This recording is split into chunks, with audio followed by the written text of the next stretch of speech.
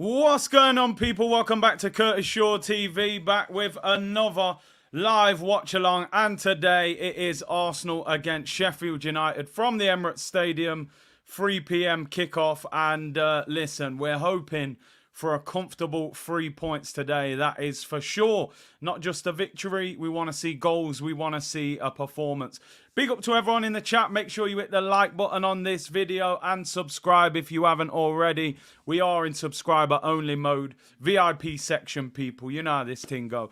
Big up to everyone tuned in. Hope you're having a great Saturday. And looking forward to today's game. Hopefully a number of goals. And there's a number of changes today. There's a number of changes. Arteta obviously thinking ahead to the week.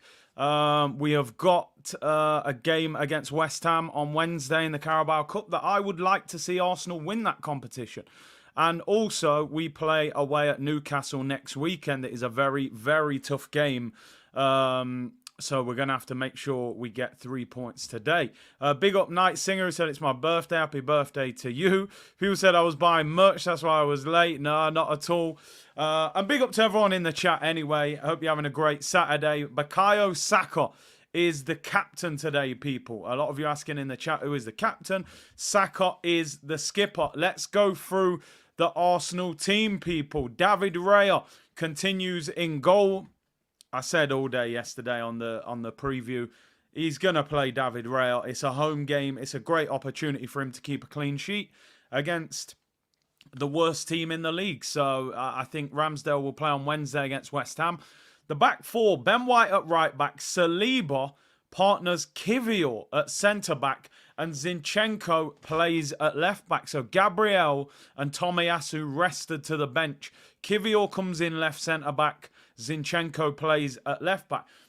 I'm not surprised that Zinchenko's playing. I think because we're going to dominate possession, he's going to want us to have more control of the game. He doesn't feel he needs to play Tomiyasu. Kivior plays for Gabriel. Interesting. Gabriel missed the first few games of the season. So does he need to be rested? I think Gabriel will probably play on Wednesday against West Ham. The midfield three. Declan Rice plays as a lone six, which I think is the right thing to do. I don't think Jorginho needed to play in this game. The two in midfield, two attacking midfielders. Kai Havertz, listen, £65 million midfielder or striker, whatever you think he is. You're playing bottom of the league at home. If ever there's a game for Havertz to do something, it's today. If he doesn't do nothing today, you really are scrambling. So Havertz starts, I'm not surprised. And next to him, are you fit, bruv? Emile Smith-Rowe is back. Here we go. Saka and Emile Smith-Rowe. He is finally back. Listen, I'm being honest, people. I'm Emile Smith-Rowe FC, people. I'm not even going to lie. I want this lad to have a big future at Arsenal. I think he's a quality player. Scored 10 goals 2 years ago when he was consistently in the team. And listen, he's one of our own, and I think he's a quality player. And I really hope he produces something today. So I'm delighted that Smith-Rowe is back. The front three, very interesting, but not surprising. Saka plays on the right. He is the captain. A lot of you saying in the comments, Declan Rice should have been the skipper today. Martin Odegaard has been rested. But Saka gets the armband, which, I'm going to be honest, I don't really see Saka as a captain. I think that's more, the pecking order of where you are on the ladder, Eddie Nketiah plays through the middle, which it is what it is. 2 goals in 30 games. But listen, this is the type of game that Eddie should be notching goals today. They've got the worst defence in the league. They haven't got a lot there. Eddie should be looking to score today. Gabriel Martinelli continues on the left. He played well in the week against Sevilla. Got a goal. Good to see him in the team. I feel a little bit for Trossard. Trossard will be there thinking, what do I have to do to get a start? But it is what it is. Where do you play him? I would have liked to have seen Smith-Rowe and Trossard in the attacking midfield role. But the reality is the manager paid 65 million. And whatever we think of Kai Havertz, he has to try and justify why he signed this guy. I tell you one thing for sure. I think Ramsdale, really is the cup goalkeeper now. He really is. I would expect David Raya to keep a clean sheet today. So what do you guys think about this team? a number of changes. Kivior starts with Saliba, Havertz and Smith Rowe as attacking midfielders, and Nketiah up front.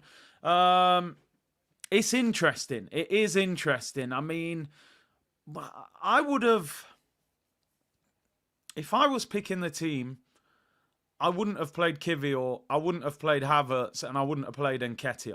But I do understand the changes. I would have probably give Ramsdale a game. But again, as I said yesterday, whatever we think, Raya is the number one. He's the number one. I just hope we don't look disjointed playing a team that hasn't played together much. I still think it's important you get the job done first, then you can start, messing around a little bit. But it is what it is. And big up Saeed, who's a new member. Really appreciate it. And welcome to the community. Big up yourself. We will have a member stream next international break, so 2 weeks. The Arsenal bench, Aaron Ramsdale, Tomiyasu, Fabio Vieira, Jorginho, El Neni, Reece Nelson, Martin Odegaard, Leandro Trossard, and Gabriel Magalhaes. Of course, no Thomas Partey, no Gabriel Jesus. They've both been ruled out for the next few weeks. And of course, Jurriën Timber is still a long-term injury. Personally, I have no problem with us mixing things up a little bit. But I just think sometimes, smash the team and then make the 5 changes. But it is what it is. I'm excited to see Smith Rowe, Saka and Martinelli.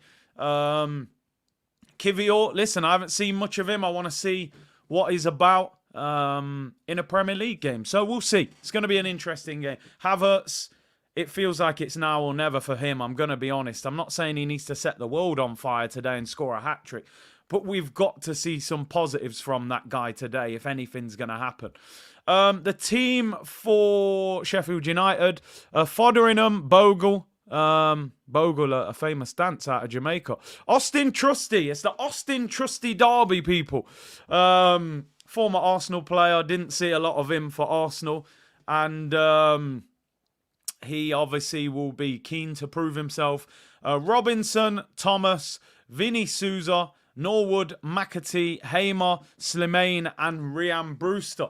Oh my days, Chelsea just missed a massive chance. For those of you obviously in live at the moment, there's 2 minutes to go. Chelsea are losing 1-0 at home to Brentford. First thing that comes in your mind, how the hell did we draw to them? And I did say on Monday that even though in the end the point wasn't a bad result for Arsenal, I did say if we'd have played half decent, we'd have beaten Chelsea.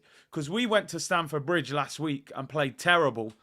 They played well and we drew with them. So if we'd have played half decent, we would have rolled them. And it's being reflected now by the fact that they're getting beat at home.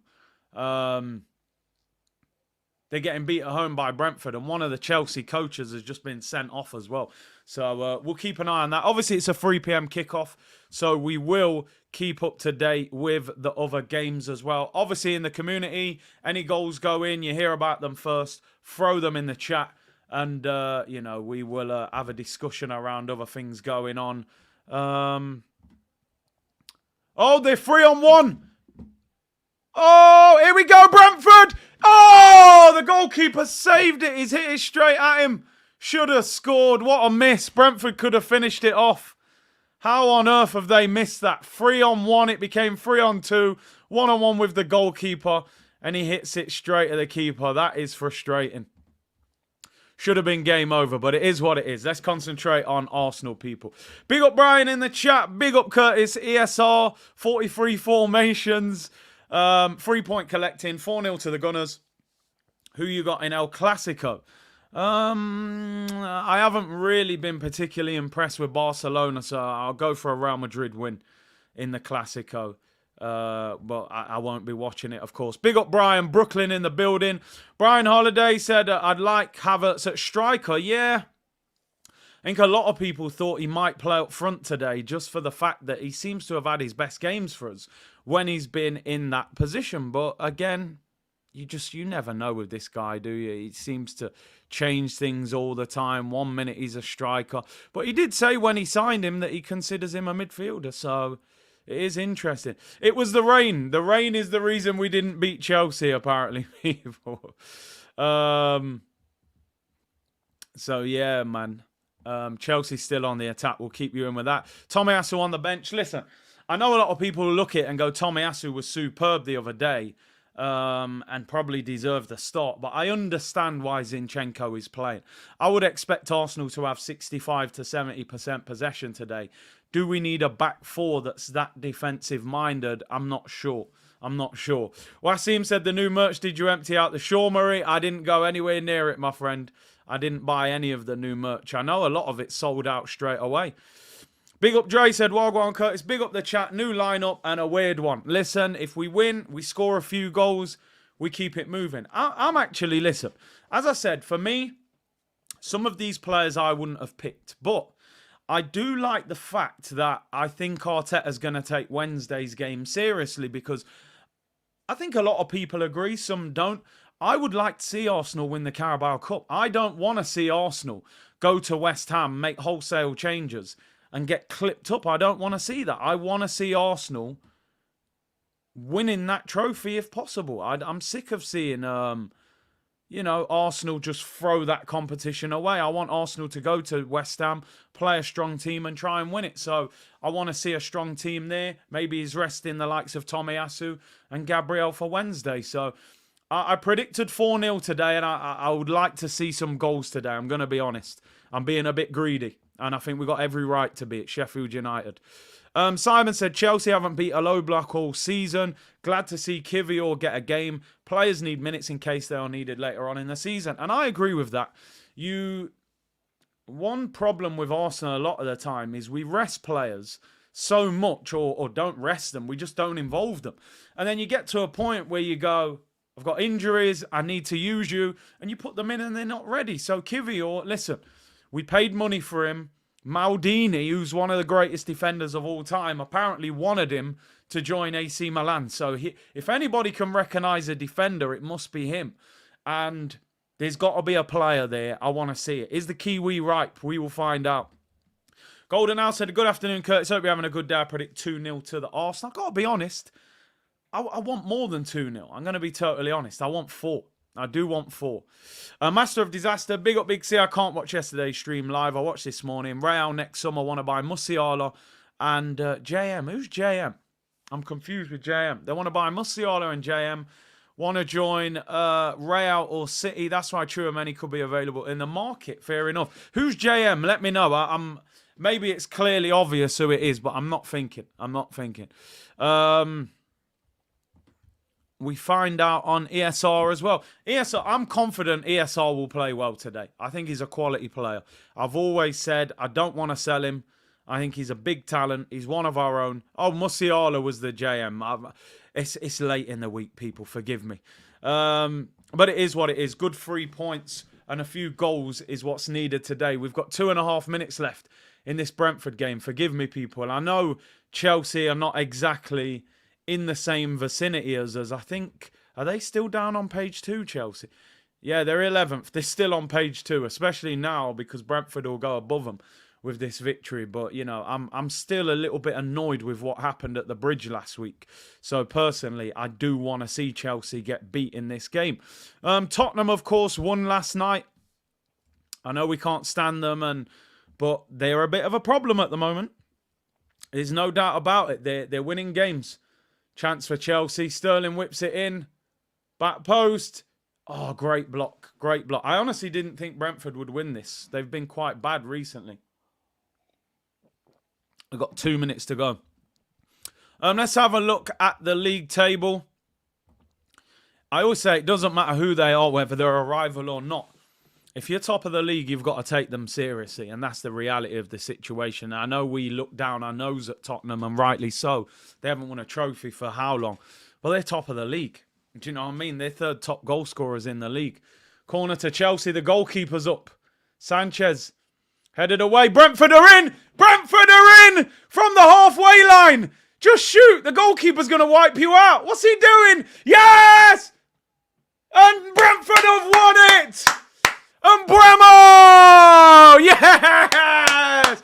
Get in there! Biggest team in West London. I think he could be offside, though. Somebody explain to me, anyone who's watching that game, why does that guy not shoot himself? Oh, the Chelsea fans are leaving. Is there a fire drill? Is there a fire drill? Is there a fire drill? And Buemo has scored. Fair play to Robert Sanchez because he caught up with the guy on the ball. And I hope he's not offside. Big up Maxwell. Hope you're well, my bro. Wow. Chelsea beaten 2-0 at home by Brentford as long as this goal is onside. See, Ivan Toney, you don't need Ivan Toney. You can score goals without him. Sell him to us. Is it onside? Replays here. Ball was in the air. Good header and Buemo bullies that. This guy here, he runs. Sanchez is catching him up. Just shoot, bro. I don't know if that's onside or not. I'm really not sure whether he passes that backwards. They might as well just count it anyway. Why not? But yeah, beautiful scenes. Great start to the day. I think even if he's offside, they've played over 6 minutes now anyway. Joba, big up. Welcome to the community. Big up, Big C. Who do you reckon will be captain? Bukayo Saka is the skipper. And you would think as well, by the way, that's Mope, who scores about 1 goal every year. He's got an open goal 30 yards out. The last thing I'd be doing is passing the ball. I think the goal counts, people. I think the goal counts, but they should be done anyway. So beautiful. Absolutely beautiful. And Buemo, the goal does count. 2-0 to Brentford and Chelsea have been beaten. How on earth did we lose to them or draw? How did we draw?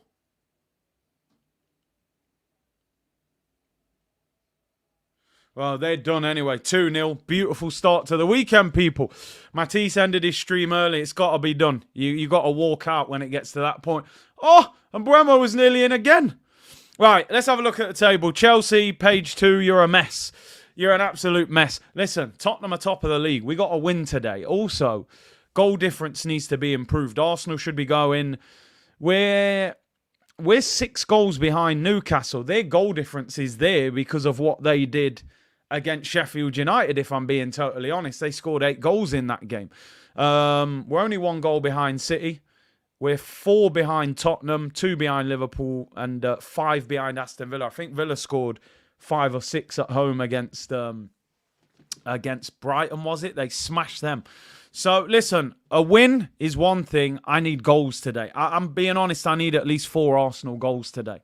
I just hope that this change in system and lineup doesn't affect us enough that we are, we're a little bit not as functional. But with Saka and Martinelli up there, Smith Rowe and Havertz, listen, he hasn't scored from open play yet. This is a great day for him. If not, it will be a problem. But expecting goals today. Just to look at the league table, look at Chelsea. 11th place, 12 points. We're on 21. 21. We're 9 points clear of them already with a game in hand. We win today, we're 12 points clear. We ain't seeing them for the rest of the season. This is why I'm expecting goals today, people. Look at the state of this Sheffield United team.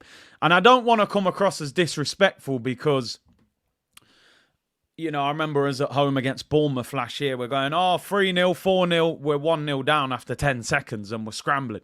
So I don't want to disrespect Sheffield United. They did only lose 2-1 to Man City, 2-1 to Chelsea. No, 2-1 to Tottenham and 2-1 to Manchester United. So they do have an ability to defend, but they did lose 8-0 to Newcastle and they have lost their last 5 games. And they haven't won 1 Premier League game this season, so no excuse. We have to be winning today. Don't forget, it's a 3 p.m. kickoff, so share your streams in the chat, people. I'm sure lots of people will be struggling to see the game. I do have a stream lined up, but whether there'll be a delay, I'm not sure. So feel free to share your streams, because in England, you can't watch a 3 p.m. kickoff. Just pay your Sky money, your TNT Sport money, your Amazon money, your internet bill, your TV, and but you're not watching a game at 3 p.m. Make it make some sense, But the fans don't do enough to fight against it. They should protest against it, I'm being honest. But listen, great start to the weekend. And Buemo's laughing on the pitch. 2-0 victory for Brentford against Chelsea. Beautiful start to the day. Al said 65 million down the drain. Kai Havertz misses again. Listen, I'm going to be honest. If he doesn't do something today, man, it's ridiculous. Apparently, it's... yeah, Peacock isn't showing it. It's USA. USA is showing it in the USA. Is that the USA TV channel, right? Caicedo was awful. $1 billion down the drain, and you're losing at home to Brentford. How the hell did we draw with them? Is my question. A couple of things I want to go through. We still got 29 minutes until kickoff, people. News coming out today. Arteta and Arsenal are unwilling to sell Aaron Ramsdale to Chelsea in January. Having watched today's game again, you can see they're going to need a goalkeeper. Although he didn't look as bad today as he was against Arsenal, to be honest. But Arsenal have said Arsenal will not let Chelsea link goalkeeper Aaron Ramsdale leave in January.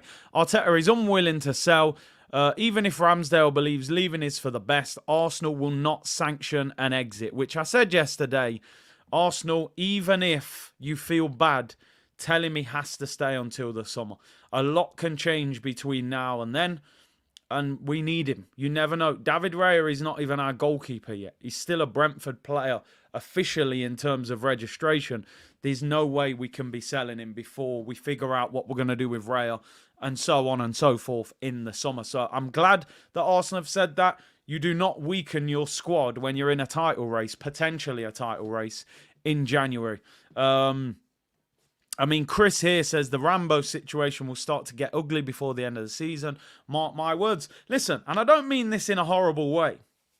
I really don't, because I like Ramsdale and I think, listen, it's football, it's brutal, but we signed the guy from Sheffield United. He was in the Championship. He'd just been relegated from the Premier League. We've signed him, given him 2 years with the number 1 shirt, right? We've given him a new contract on big money, and he's an England international. He hasn't been treated unfairly. We can't mollycoddle players. Big up Cruz, my boy. Come on, you Gunners. We cannot sit here thinking, oh, poor Aaron Ramsdale. Oh, David Raya's come and taken his shirt. We feel so sorry for him. I know from a human point of view, we will feel a little bit sorry for him. Brother, you was at Sheffield United in the Championship, probably on 20, 30 grand a week.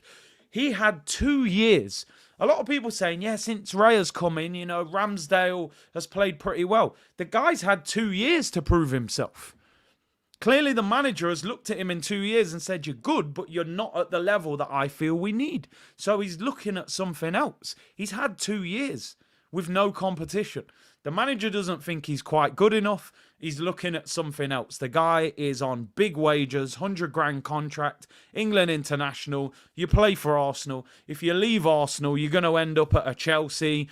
You're not going to end up at some, you know, little club on little money.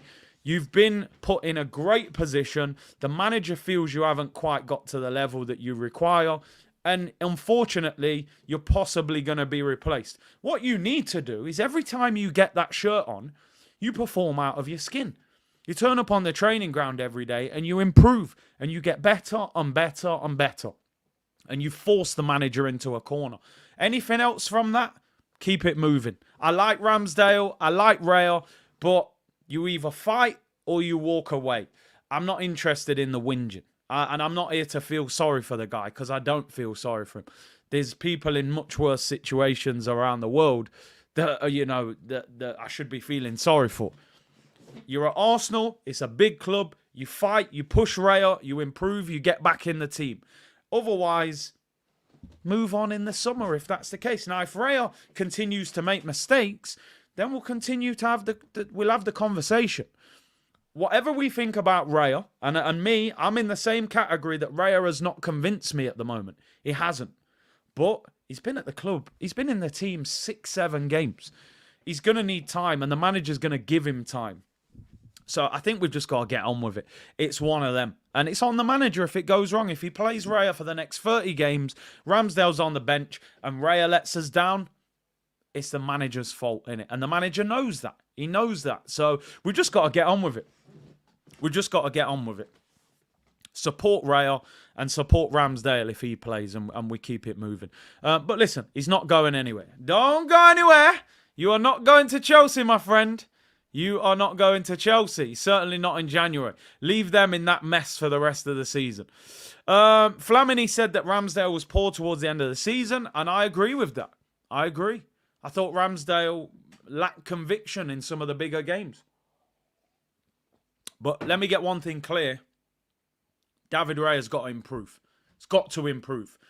Even though I'm being, some of you may think I'm being a little bit harsh there on Ramsdale, I expect David Raya to look better than what I've seen at the moment. He's got a great opportunity today to keep a clean sheet and start to build, them building blocks. Clean sheet, solid performance. I'm sure Ramsdale will play against West Ham in the Carabao Cup. And then we go to Newcastle next weekend, which is a very difficult game in the Premier League. And I think Raya will naturally probably come back in for that one. So, listen, here's what it is. Keep it moving. Our whole team was poor towards the end of last season. I agree. One of the only players I actually think played well towards the end of last season was Gabriel.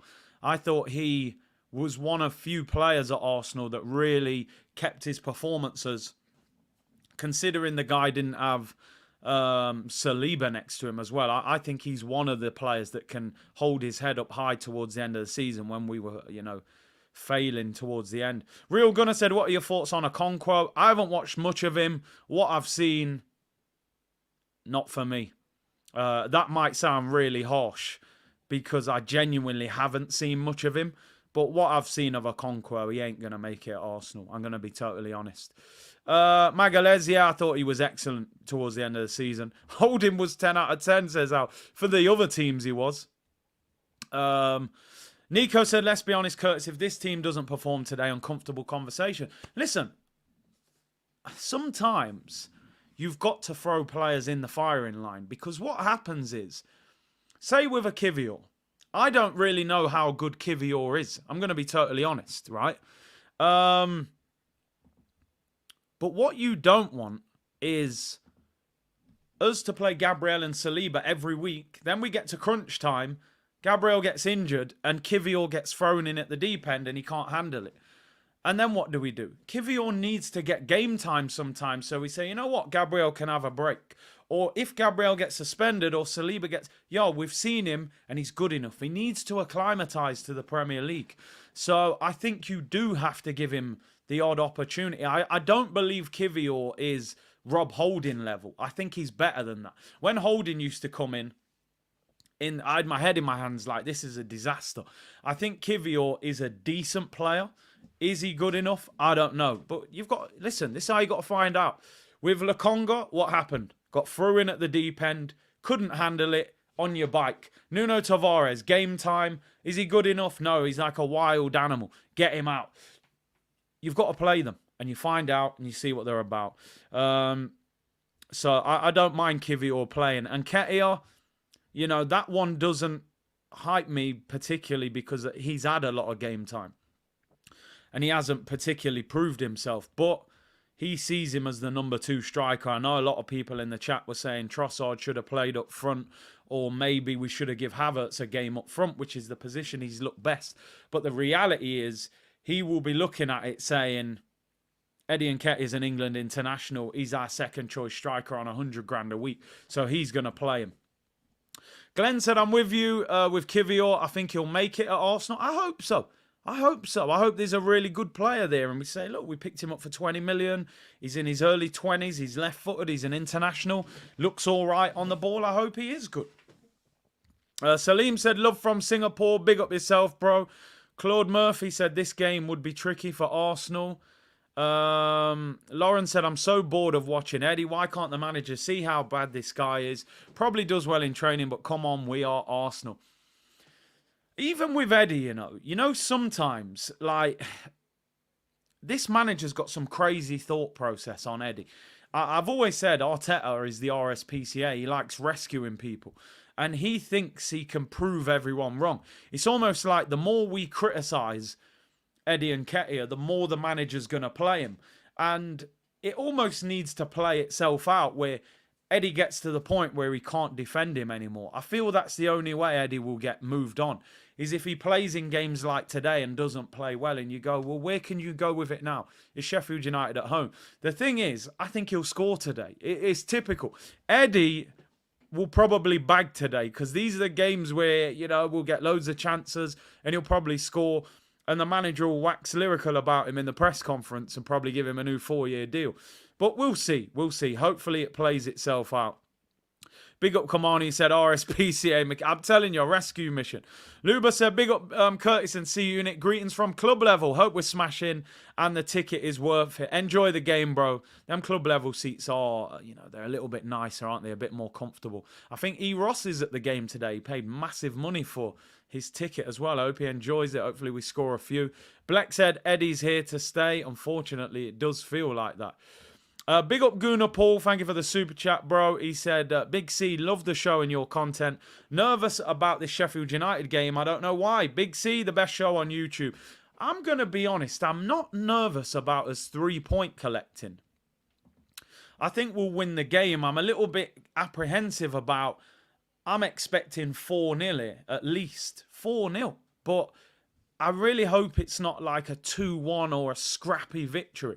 Because like I said, there's got to be a point where we kick into gear and we start playing well. ESRSPCA, that's a banger. Big up Ash said, I'm down at the stadium seeing Eddie warm up. He hasn't hit the target once. Hey, but you haven't seen him in training, mate. He's been on fire all week. That's what Mikel will tell us. Listen, hit the like button, people. 2,600 of you in the chat.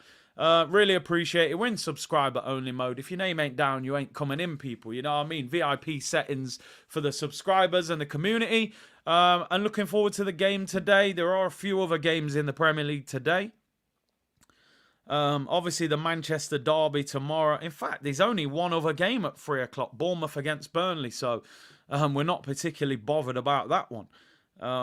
Wolves Newcastle at 5:30. And also El Clasico, which is really strange. Like, why would you put El Clasico on at 3:15 in the afternoon? Why would you not put it on later so everyone around the world is watching it? Makes absolutely no sense. But hey, it is what it is. And we'll, if there's goals in that, give us a goal update in the comments. DJ Valentine, 2 goals in 30, 100k a week, and Omri's number. Score today or he's a bank robber, an identity fee. Listen, I think he's already tapped into someone's account. I've got no idea why he's in that situation. But listen, he's got to prove himself. He has to start proving himself. It's for international views with the time difference. Okay, that's a good point. Is Tonali available today? I'm not sure. I did hear Eddie Howe saying he might be available, but then I'm sure.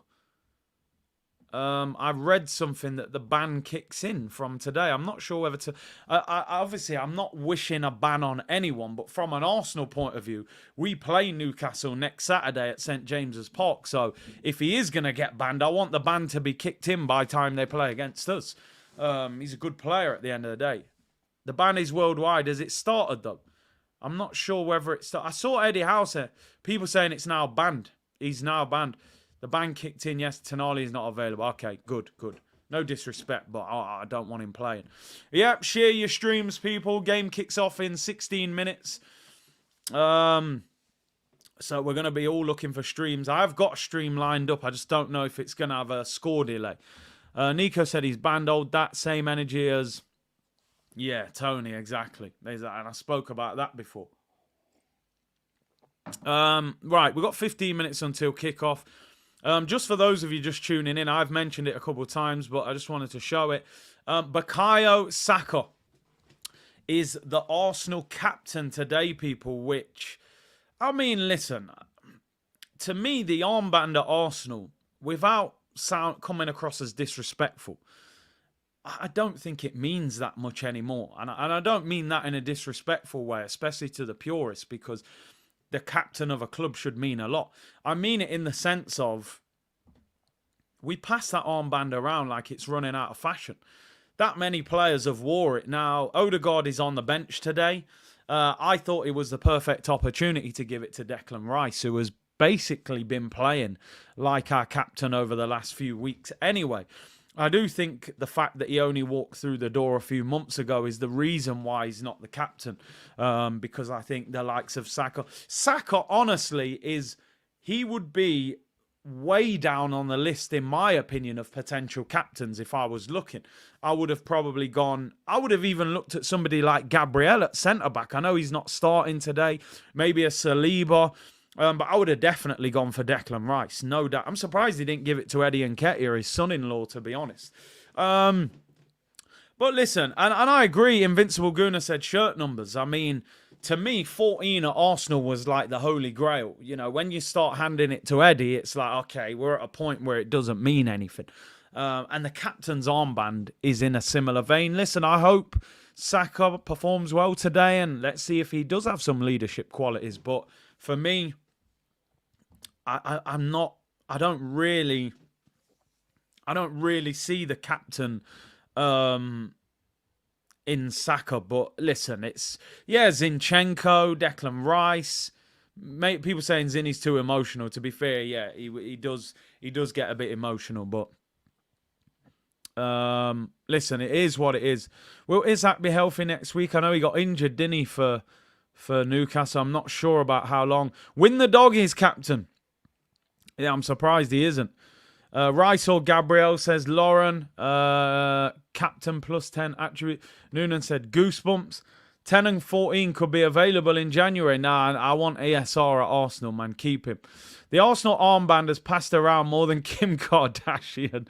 Big up Laser Gaming. He said, yeah, Zinny ain't no captain. When I saw Zinny crying at Anfield, I said, nah, man, that can't be the leader, man.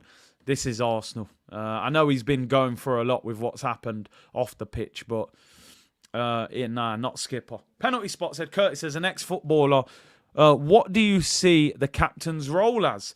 I mean, I was fortunate. I wore the armband a couple of times towards the back end of my career, and it meant a lot to me, I've got to be honest. I really felt like, you've got to lead the group. Either through conversation, you've got to be the talker. If you're not the talker, you've got to be the player. So we had Fabregas, who was a quiet player, but he led through what he did on the ball. Give me the ball, I'll make something happen. So players will look to you as the player. Or you're the guy that talks, the Tony Adams, the Patrick Vieira. You've got to pick players up when they're not having the best day at the office. Or you've got to show them. Declan Rice, I mean, I agree with Sin. Over the last few weeks, I've saw him telling people, come on. And I've also seen the guy leading by example. So it's written all over him to wear the armband. But I don't think he's getting it yet, just because he's only just come through the door is probably the reason. KS said, Fabregas quiet. He was dashing pizza at man. I mean, listen, you don't need to be loud to dash pizza. But I hear you. I always like Fabregas. Personally, he was. I think he's one of the best midfielders we've seen at Arsenal. Patrick Vieira was both. You're spot on that one. Ghosted said, return of the Smith. Would have liked Trossard in the 9. I just think Nketiah is his second choice striker. So if Gabriel Jesus is out, he's going to be looking for Nketiah. It's just the harsh reality. I honestly feel, he would never say this in a press conference, but I think the manager sees Trossard as a squad player. I'm going to be honest. I know there are a lot of big Trossard fans in our community, but I don't think he sees Trossard as a starting lineup player. I think he plays if, like, Martinelli's injured or out of form. I think if everyone's fit, Trossard is on the bench. And even when they're not fit, he'll try and find alternatives, which is a shame because I think he's a very good player, but maybe he didn't sign him with that thought process of him starting. Penalty spot said, totally agree, Curtis. Odegaard G's up the crowd, but not the team. Might be a dressing room captain. Yeah, that's a great point. You often see him telling the crowd to come on, but you don't see much in them huddles, It's always Zinny and Jesus. I heard Eddie has pictures of Arteta and Win the dog. Eddie got Arteta over a barrel, has to play. He's got to have something on him, man. I'm telling you, there's a reason he picks him all the time. Big up Gunnar Paul. C. Law, welcome. Oh, he's been a member for 9 months. Said, dog toy for Win if Eddie scores. Listen, I'm gonna be honest. I wouldn't be surprised if Nketiah scores today. These are the games where he'll enjoy himself. Bottom of the league, loads of chances. Marco said, can't lie, Saka being captain is RSPCA PR settings. The star boy, the skipper, the leader. He'll say he's earned it. He's carried the team on his back for 2 years, some will say. Big up Marco. Bleck said, off topic, good luck to our Springboks history. World Cup, rugby. And Troy said, why not Martinelli up front? Shinchenko in the middle and Trossard on the right. Yeah, a lot of people were asking for Zinni through in the middle of midfield, but doesn't seem to want to play him there, even though he plays there for his country, which is, you know, a bit frustrating when you see Jorginho there. But it is what it is. Big up to Troy. Hope you're well, bro, over there in Australia. If Axel Foley doesn't score against bottom of the league, yeah, it's Norbit settings. Curtis, Fury, Watchalong. Maybe. We'll see how the evening goes. I actually don't know what time the fight's on. Isn't it a bit earlier with it being in Saudi, like UK time? I'm not actually sure what time the fight starts, but I might do one. PRFC back here again. Saka's the skipper. But listen, like I said, I think if Rice was in his second season, he'd probably be captain today. And do you know what, Penalty Spot? I'm with you. I'm absolutely with you on this. And I know some of you listening in will think, doesn't sound like that, the way you talk about him. I'll be honest with you, right? Oh, yeah, I did. Last night I watched Boston. Well, I watched it on repeat this morning, Boston Celtics against Miami Heat. I watched that. And I watched a bit of Lakers against Phoenix Suns. So I've been trying to watch some NBA. But Penalty Spot, I am totally with you on what you've just said. I really, really, genuinely hope Kai Havertz has a stormer today. Honestly, I want the guy to get man of the match. People think because I don't rate him that I don't want him to do well. That is the complete opposite. I genuinely am the total opposite of that. I don't rate the guy at all, and I would get rid of him next summer. I genuinely would. But we've paid 65 million for him. He's on a 4-year, 5-year contract on 220. It ain't going to be easy to get this guy out of the club, so we need him to do something. We actually need him to do something. Like I want him to become an option that we feel we can turn to. At the moment, we feel like we can't rely on the guy at all, and he's got nothing to offer. I need to see some part of that Leverkusen Havertz come back to life. When we signed him, I did not want the guy at all. But my thing was, because we play better football than Chelsea, can we see a better Havertz than the one we saw at Chelsea? That was my only positive thought process, that maybe it's because Chelsea don't play good football, he can't perform in their team. Maybe because we pass the ball better, we'll get more out of him. I think the problem is we're actually not playing very well this season in terms of free-flowing football. And also, I'm not sure he's best suited to playing in midfield. I think those two things have gone against him. But today, you'll be up against a low block. We'll have loads of the ball. I just need to see some positives. Big up McLovin. He said Sheffield will help show Arsenal fans his level. I hope not. Big game for you tomorrow. I know a lot of people think City will smash United, but I'm not so sure at Old Trafford. Is Kai on the right or left? That's a great point, you know, because Odegaard always plays right attacking midfield. But Havertz played right attacking midfield for Germany, and people were saying, oh, he needs to play on the right near Saka because he plays well there for Germany, but Odegaard's always there, so he's got no excuse today. We've got about 7 minutes till kickoff. So what I will say is good luck trying to find your streams, people. As I said, I've got one, but I'm hoping there's minimal score delay with the goals going in. Yeah, surely I would expect, because ESR tends to play like left wing, left midfield anyway. So I would imagine Smith Rowe will be left attacking mid, Havertz on the right, close to Saka. So let's see. Big up anyone who's just tuned in. I hope you're all well. Big up Jamrock Gunners TV. Big game today. And people may think, big game, Sheffield United, bottom of the league. No, these are the games where you need to perform. You need to try and score goals. You need to put in a performance. I want to see Kivior come in and play well and keep a clean sheet, because there will probably be a time this season where Saliba or Gabriel are not available, and you might need Kivior. Now, rather than Kivior not playing for the next 20 games and then you're forced to throw him in, I would rather he gets put in under these circumstances, much more calm, and let's see what the guy is about. Clement's going for 4-0. Let me just say today, this is a big game for Kivior, for Havertz, for Smith Rowe, and for Eddie and Nketiah. Those guys need to put in a performance today. They need to. Eddie has been backed to the hilt by this manager, and we've seen so little. 2 goals in 30 games. Even if he scores a couple today, I'm not convinced he's good enough, but it's got to be a starting point for him. Now, Emile Smith-Rowe, I am ESR FC. I don't hide it. I'm a big fan of him. Not just because he gives me interviews on tour. I actually think the guy is a big talent. He's a young player. He scores goals from midfield. And he's a player that I think can help us. I think he's better than Havertz and Fabio in that attacking midfield role. But he's not getting many opportunities. So when you get your opportunity, you have to try and prove yourself. And Havertz, as I just said a few minutes ago, I wasn't in favour of the Havertz deal. But if you're an Arsenal fan, you're going to have to want that guy to do well, because it's worse having a £65 million player that isn't doing anything for you, that you can't play him because he's not performing, and you can't sell him because he's playing so bad nobody wants him. It's better for everybody at Arsenal if Havertz performs. I hope Havertz bangs in goals today and plays really well, because we need something from him. He can't keep performing like that. Let me just try and get this stream ready, people.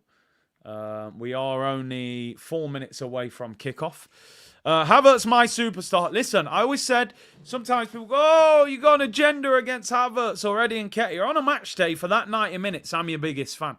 I am Havertz FC today. I am Eddie and Nketiah FC today. Call me settings. I'm on all of that. After the game, you're Sherman Klump. He's Neil from the In-Betweeners. Kivior the Kiwi. We talk about it after. But during the game, we got to support the boys. I want to see goals today. Jorge said ESR first start in the Premier League for us since May 2022. That's unbelievable. I honestly didn't know it was that long. Odegaard got the clip. Well, he will dress it up differently though, won't he? That's the thing. The manager will say he's been rested. We've rested him for the weekend. We've rested him for West Ham, midweek. Will be the narrative that the manager will feed. He hasn't been dropped, he's been rested. Because Gabriel's on the bench. You know, Tomiyasu, I'm sure, has not been dropped. That's just a tactical switch because we're going to dominate possession. So he will say, oh, Odegaard, Gabriel, and Tomiyasu have been rested. Right, we're 2 minutes till kickoff, people. The players are on the pitch. And let's get this win. Let's get a big win. I want a performance that you want to watch the highlights of because we've played so well. I don't want to see a scrappy 1-0, stumble over and we win 2-1 and concede a bad goal. I predicted 4-0. I really hope it happens. But whether it does or not, we will soon see. I'm going to have screens on all over the place today. I'm going to be like Jeff Stelling. So just bear with me, people, here. Let's go on.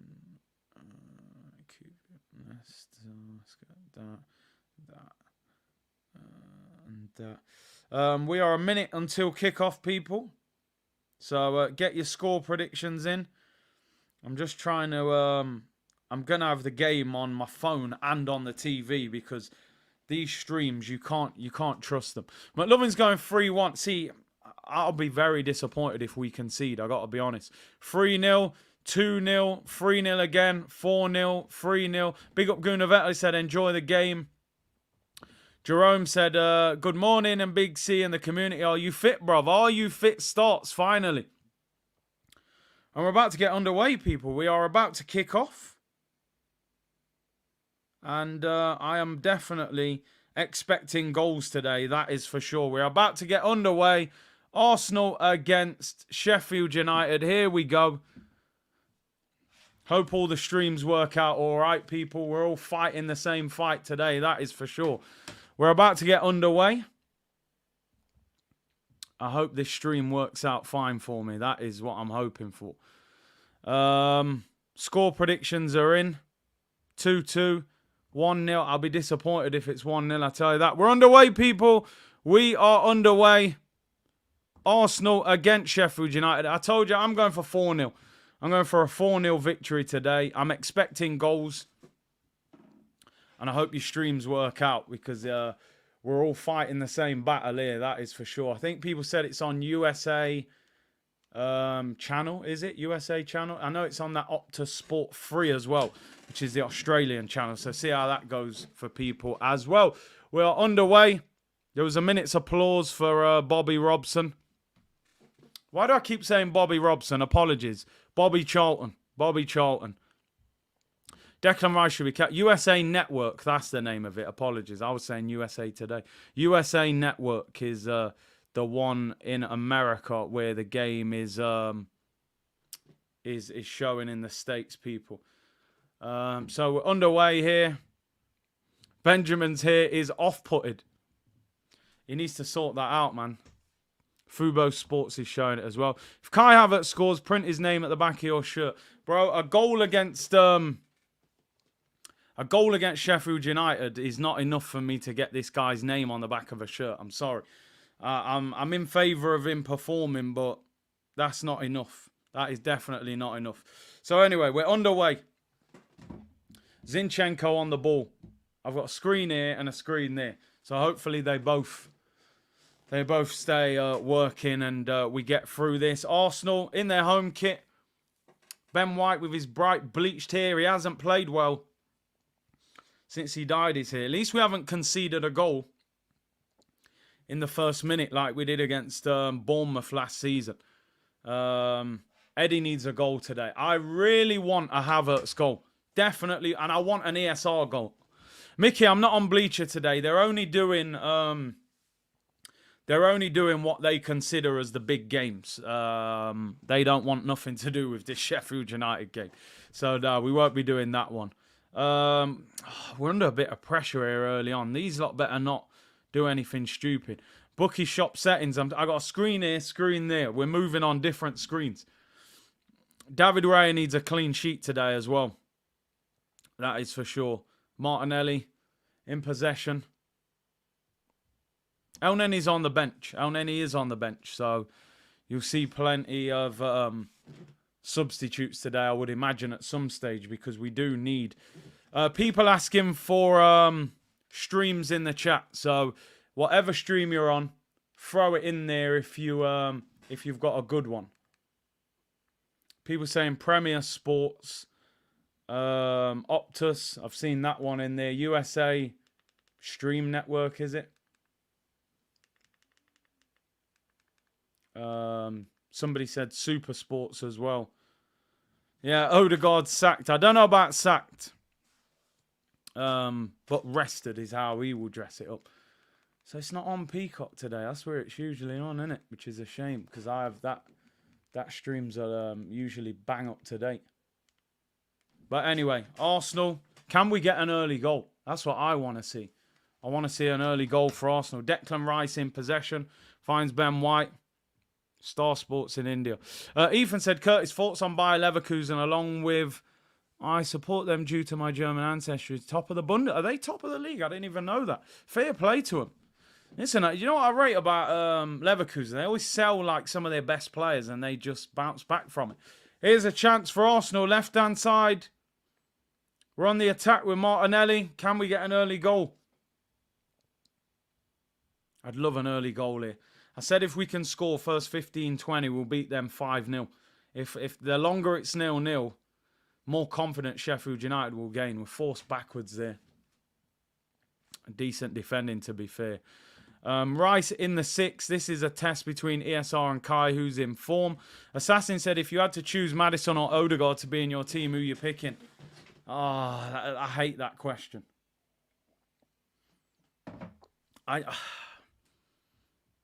I think At the moment, Maddison's playing better. But listen, I am going to back Odegaard. He got 15 goals last year. I don't think Maddison's ever scored 15 in a season. So, you know, I'm gonna back Odegaard just as a biased opinion. But right now, there's no denying Maddison is the better player at the moment. You look at the form. Adiola said EAFC stream. Maybe the next international break will do one. Usman said BR need to realise the draw is Big C, not the big games. Tell him again, bro. Tell him again. Martinelli loses possession. Zinchenko has the ball back. 5 minutes gone. Classico prediction. I'm going Real Madrid win. Bellingham tax, man. Bellingham tax. Premier 1 is the best stream, people are saying. This lineup is disrespectful to Sheffield United, said Joseph. Listen, man, we can't worry about them. We got to think about ourselves. If the manager thinks that we can rest players and beat them, then so be it. I don't think it is. They're bottom of the league. We should be able to beat them anyway, regardless. So I don't really mind. I just want to see goals. 5 minutes gone. Saka on the ball, the captain. El Clasico's in about 10 minutes' time, which is annoying. Afsar said Maddison is better than Odegaard. Leo said I'm picking an in-form Odegaard. I think that's the thing, though, isn't it? It's when he's in form, you know. Jake said Bleacher Report do everything. College, basketball, hockey, and everything. Sheffield United in possession. They've survived the first 6 minutes. Martinelli looks lively on this left-hand side. Zinchenko should get on the ball a lot today. I do agree with the fact that Declan Rice is a lone 6 by himself. Havertz has not really had much of the ball yet. But I'm hoping he can score today. I really am. Why is Saka captain? Well, he'll probably say it's a reward for the last couple of years. Sheffield United in possession. I honestly don't know a lot of their team. I mean, Ryan Brewster, I remember him. Austin Trusty playing centre-back, former Arsenal player. Arsenal win the ball back. Declan Rice has possession. It's been superb for us the last few weeks. He's getting on the ball a lot as well. Is Zinchenko. Zinchenko is fully playing in midfield, by the way.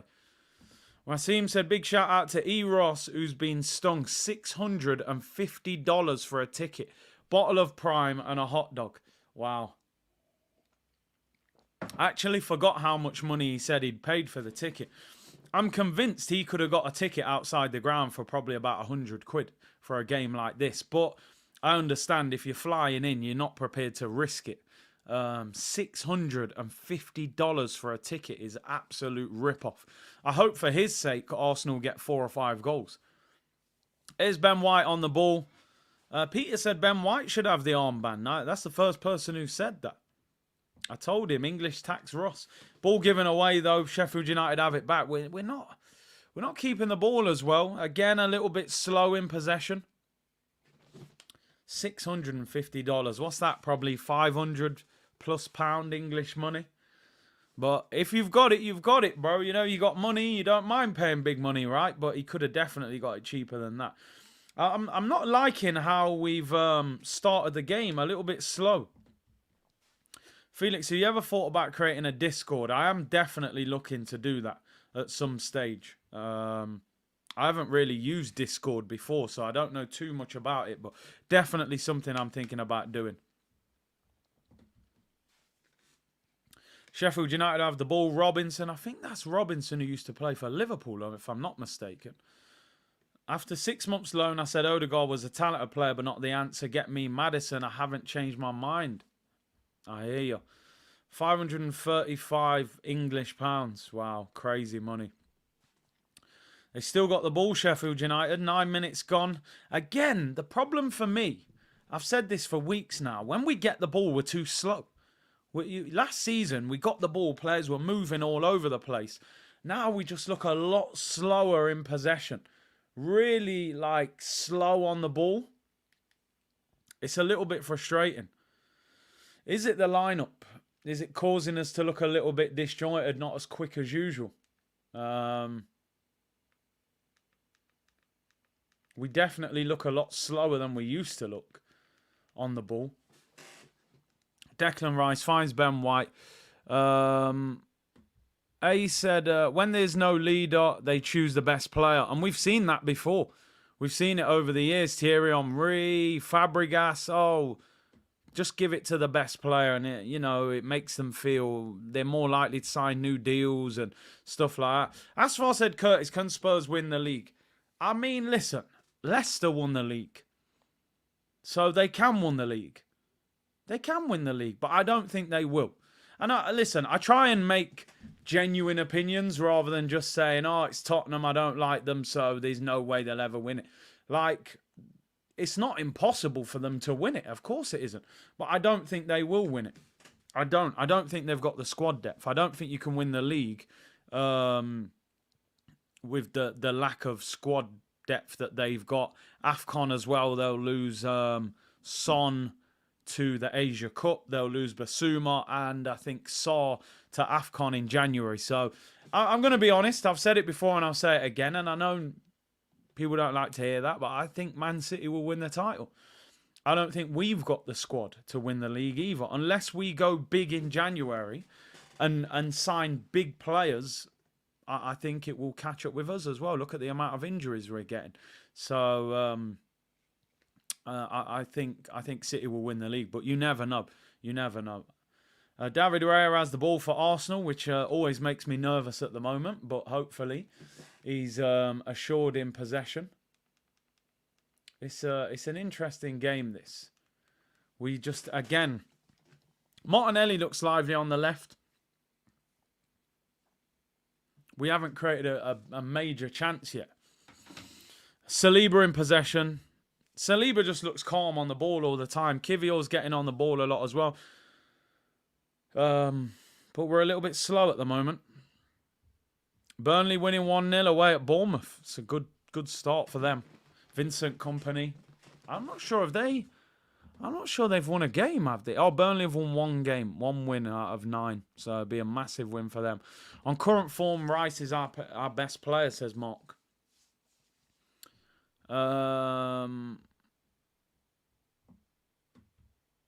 Maddison is injury prone. Odegaard is big game prone. Yeah, that's the problem. Ball goes out for a goal kick to Sheffield United. 12 minutes gone. Bit of a slow start. We're moving the ball, but a little bit slowly. That's the issue at the moment. Speed this game up a little bit. I think we break them down. They're putting tons of players behind the ball, but if you score, you're going to force them to come out, and then we can score more goals. But until we get that first goal, nothing's going to happen. They're just going to camp players behind the ball and make life difficult. Also on the attack now with Martinelli. Lucas said, need Sheffield United to take points here. Misery loves company. Nah, man, they need to take a beat down. We need to be like 2-0 up by half time, I reckon. Odegaard is weather prone. I mean, the weather's not too bad today. I actually said this would have been a good day for Odegaard to play. Just be patient. Yeah, listen, it's not easy to beat teams that come here and put 11 players behind the ball. Chelsea have played against a low block today at home and they've been beaten 2-0 because if they defend properly, they'll frustrate you and you push players onto them. And then if they've got some quality, they can catch you on the break. So it is difficult. To beat a low block, you have to move the ball quickly. You have to have creative players, players that can play a good pass, players that will get on the ball and run with it. That's why I think today probably Saka, Martinelli, Smith Rowe are the key players for us. But we will miss parts of Odegaard's game today because he is that guy that looks to thread that pass. The channel, The Different Knock, just posted a video explaining why Arsenal is slower this season. It's a good watch. Yeah, I might try and have a look at that. Havertz is so limp. He just doesn't... He plays the game at a slow tempo, doesn't he? And when you want to play fast-paced football, it doesn't necessarily help.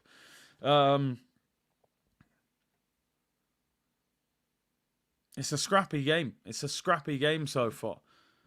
That guy Sports Arsenal said his granddad rushed to hospital. He wasn't. Hey, we keep him in the prayers, man. That guy Sports Arsenal said his granddad's in hospital. Hopefully he gets well soon, bro. Thank you for tuning in as well. David Raya on the ball, finds Saliba. Snake Eye said we have to move the ball quicker. There has to be more movement. The last few weeks, I say it all the time, when we get the ball, the player on the ball stands still on the ball. And it's just slow and it's easy to play against. Get the ball and explode into action. Start running, movement. It's Declan Rice. Come on. We need a goal. We haven't created a big opportunity yet so far. It's difficult. I know they got a lot of players behind the ball, but we're a far better team than them. We should still be able to find a way of opening them up. I mean, that was actually a really good corner, that one before. But here's Zinchenko on the ball. Left-hand side. Come on. Can we score from this attack? 15 minutes gone. 0-0. This left-hand side looks like a good area for us to open them up a little bit. Is Partey injured? Yep, he is injured, of course. Gabriel Jesus injured as well. Come on, man. Again, we're getting good eras, then it slows down and possession breaks down.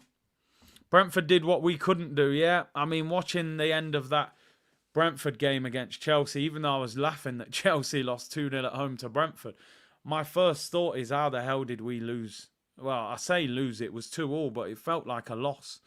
And very, very frustrating as well, because I think we should have beaten them. But, we will hopefully beat them when we play them in the home game. Come on, Arsenal. We need a goal here. Slow start to the game. Very slow start. 16 minutes gone. Still 0-0. Curtis Ray attacks. It was a loss of 2 points, you're right. Here's Zinchenko. He's getting lots of possession in the middle of midfield. I mean, Kivior gave the ball away a minute ago. That was a poor pass as well. Kimani said, I missed the invincible days. Teams were 2-0 down after 20 minutes on their way to a thrashing. You look at that team, what that team had. It was a lot of creativity in the team with Pires, with Bergkamps and players like that. And then you add your Thierry's, who was an elite goal scorer. Bergkamp could score, Pires could score. We had more goal scorers, more creativity. I don't think we have a lot of that. Still think not getting Maddison was a mistake, but let's get behind how. Listen, 100%. We can say it until the end of this season. Every time I watch Maddison play, I'm like, that guy should be playing for Arsenal. And as I said, and I have this on good authority, as I said, I have a good connection at Leicester. Maddison would have happily gone to Arsenal, by the way. I don't know if people saw that tweet. There's a tweet that Maddison put out. I think it was from 2013 where he was dissing Tottenham. So he ain't no Tottenham fan. I don't think he's an Arsenal fan, but he likes Arsenal. So if we'd have gone in for him, he'd have come to us ahead of Tottenham. And he costs less, but I don't know. Brio said, what does Raya actually add? Pass completion at the moment is the thing that he adds, I suppose. That's all we can say. 18 minutes gone. Lots of possession. At the moment, it almost looks like Zinchenko is going to try and become the Odegaard today. He looks like the player that is going to try and thread that pass. Havertz, honestly, you would hardly know he's been on the pitch. Although he has got the ball now. Can he do something? Rice has been a bit sloppy today, you're right. Give the ball away. Sometimes you've got too much time, too much space. You've got a lot to think about, haven't you? And it can be too easy. Havertz, very passive in this game, which we say pretty much most games, don't we, for Kai Havertz, unfortunately.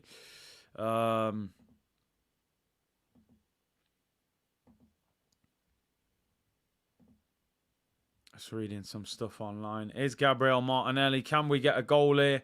Come on. 19 minutes gone. Can we go 1-0 up? Martinelli's looked lively so far. One of the only Arsenal players that has looked lively. And it breaks down again. It is not happening for us so far, people. It is not happening.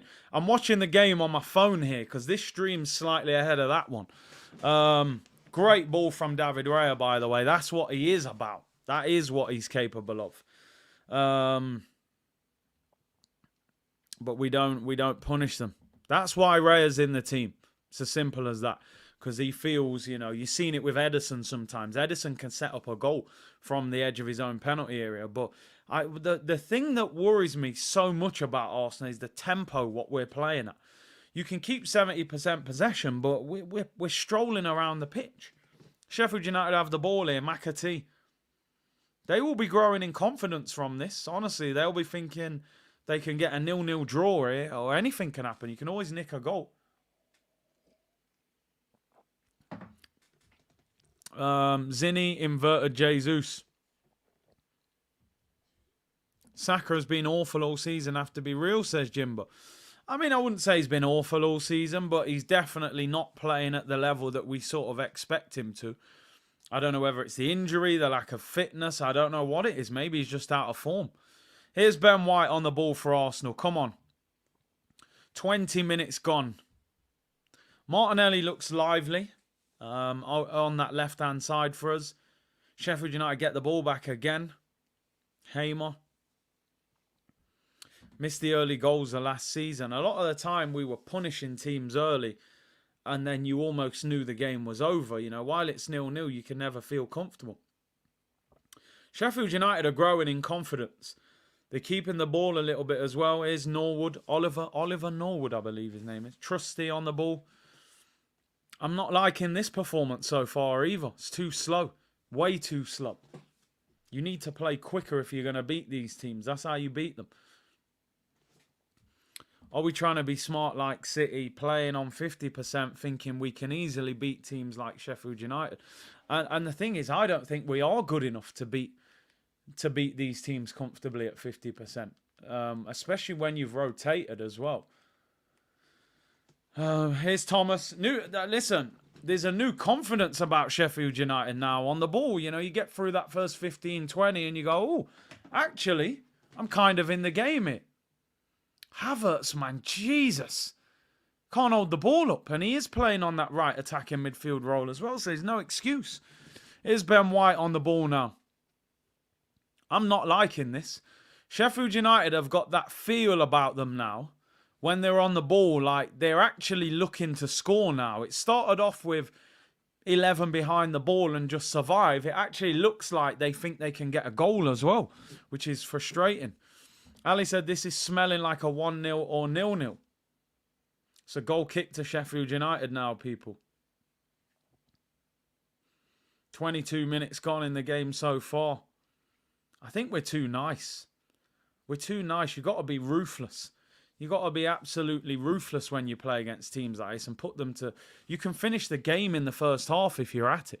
If we go in at 0-0, it becomes a nervy game, and then the players you wanted to rest, you've actually got to bring them on. I'm not getting panicky because I still believe we'll win the game. But it'd be nice if we could watch a game and perform well and score a number of goals. Here's Eddie Nketiah for Arsenal on the attack. 23 minutes gone. Can we get the first goal? And it breaks down again. Bournemouth have equalised. Barcelona apparently are beating Real Madrid. Maybe I should turn this game off and watch that. Big up Ramon who said, big C, my birthday, Arsenal. Better don't. Hey, happy birthday to you, bro. Surely they can't throw away Sheffield United at home. Gundo. What a player. What a player, by the way. You can see why we was in for him, because he can create chances and he scores goals, 23 minutes gone. Zinchenko on the ball. Plays it back to Kvyat. I've hardly mentioned Smith Rowe's name. He's not getting on the ball. He's playing a bit too high, I think. It's hard to get the ball to him. Zinni is the one that's trying to create, but it's not happening. Here's Eddie. Forced backwards. Very slow. Arteta doesn't look happy. Doesn't look happy at all. Ramsdale doesn't look happy either, to be honest.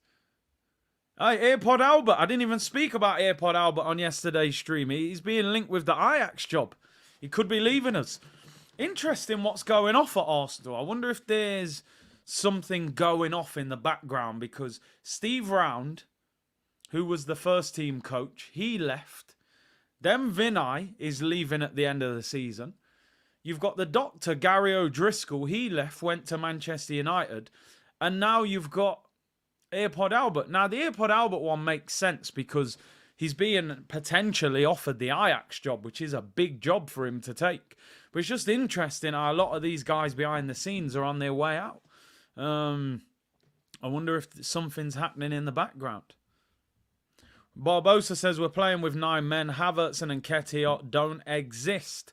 Penalty Spot said this is not Premiership winning performance so far from Arsenal. We need to show the class difference, and it is not happening. It's not an enjoyable game. It's not an enjoyable game. Seb said all these people leaving could be a potential change, maybe new owners. I would love it. Imagine if Qatar came and bought us. If we lose Earpod Albert, it's all over. I like Earpod Albert. He's funny, man. He's funny. And I think, from what I heard, he's a good coach. Arsenal playing very passive. Here's Kivior in possession. We are so slow and boring at the moment. I don't understand it.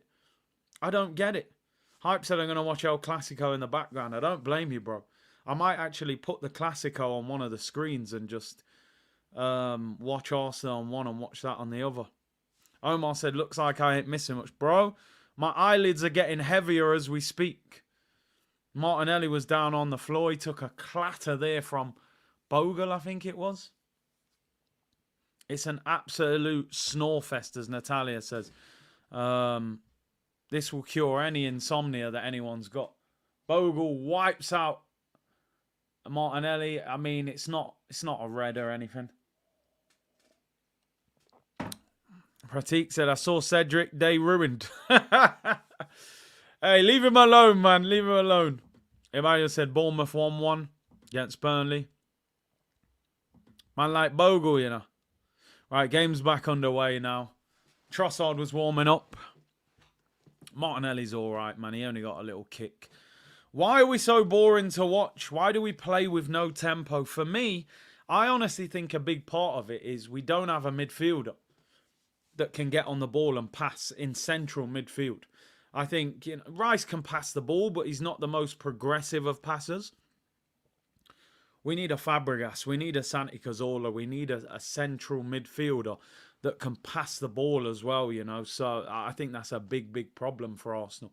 I don't think in midfield we move the ball forward quick enough. We get the ball in midfield. It's very slow. It's very timid. It's sideways, backwards. We don't break between the lines quick enough. I think you're right. Thomas Partey was pivotal in that. And without him, doesn't really happen, unfortunately.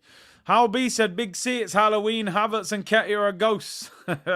Listen, I can see both of them and they scare me. I tell you that much. The way they're playing. Ago says Barella. Here's Declan Rice, right-hand side. Arsenal on the attack and Arsenal have scored! Finally, Arsenal have broken the deadlock. 1-0 to the Gunners. And who else? He turns into R9, people, when you're playing against a struggling team. Eddie Nketiah gives Arsenal the lead. I said this guy will score today. Lower league opposition. Eddie will score. 5-year deal secured, people. Your defense is in trouble. I'm not singing it. But listen, Eddie has scored. Arsenal take the lead. Eddie. Listen, it's a decent finish. Good movement. And Arsenal have taken the lead. The goal is all that matters. The goal is all that matters because now you force 3 and 30. Maybe he gets 1 every 10 games. Now you force Sheffield United to attack a little bit more. That's what Arsenal need. It gives us more of an opportunity then to open them up. And Arsenal take the lead. Eddie Nketiah with the goal, people. In the 28th minute. Lifetime contract for Eddie secured. But fair play to him. Fair play. Goals win games. And that wasn't bad. I like the movement. Movement was decent. That is what he's got. Declan Rice with the assist. Eddie with the goal. He's not even doing the call me. He was doing the I can't hear you. Man sending shots for me. Man said, what? You've been dissing me all week. He gets one every 10 games. Big him up. Big up Sherman. Axel Foley. Gabriel Jesus applauds. I'm happy for him, honestly. Declan Rice with the assist as well. Was that Trusty who he turned? We're back underway anyway. Martinelli's on the ball. This one's showing the replay. This one's live. Now, I've got to be honest here. That's a good finish. That is a good finish from Eddie, man. No hating. That's the first touch is superb. Man said he's firing shots at me. Let me get the... I always put the Axel Foley gif up on Twitter. Great first touch and good finish. We're on the attack again. Oh, it's broke down.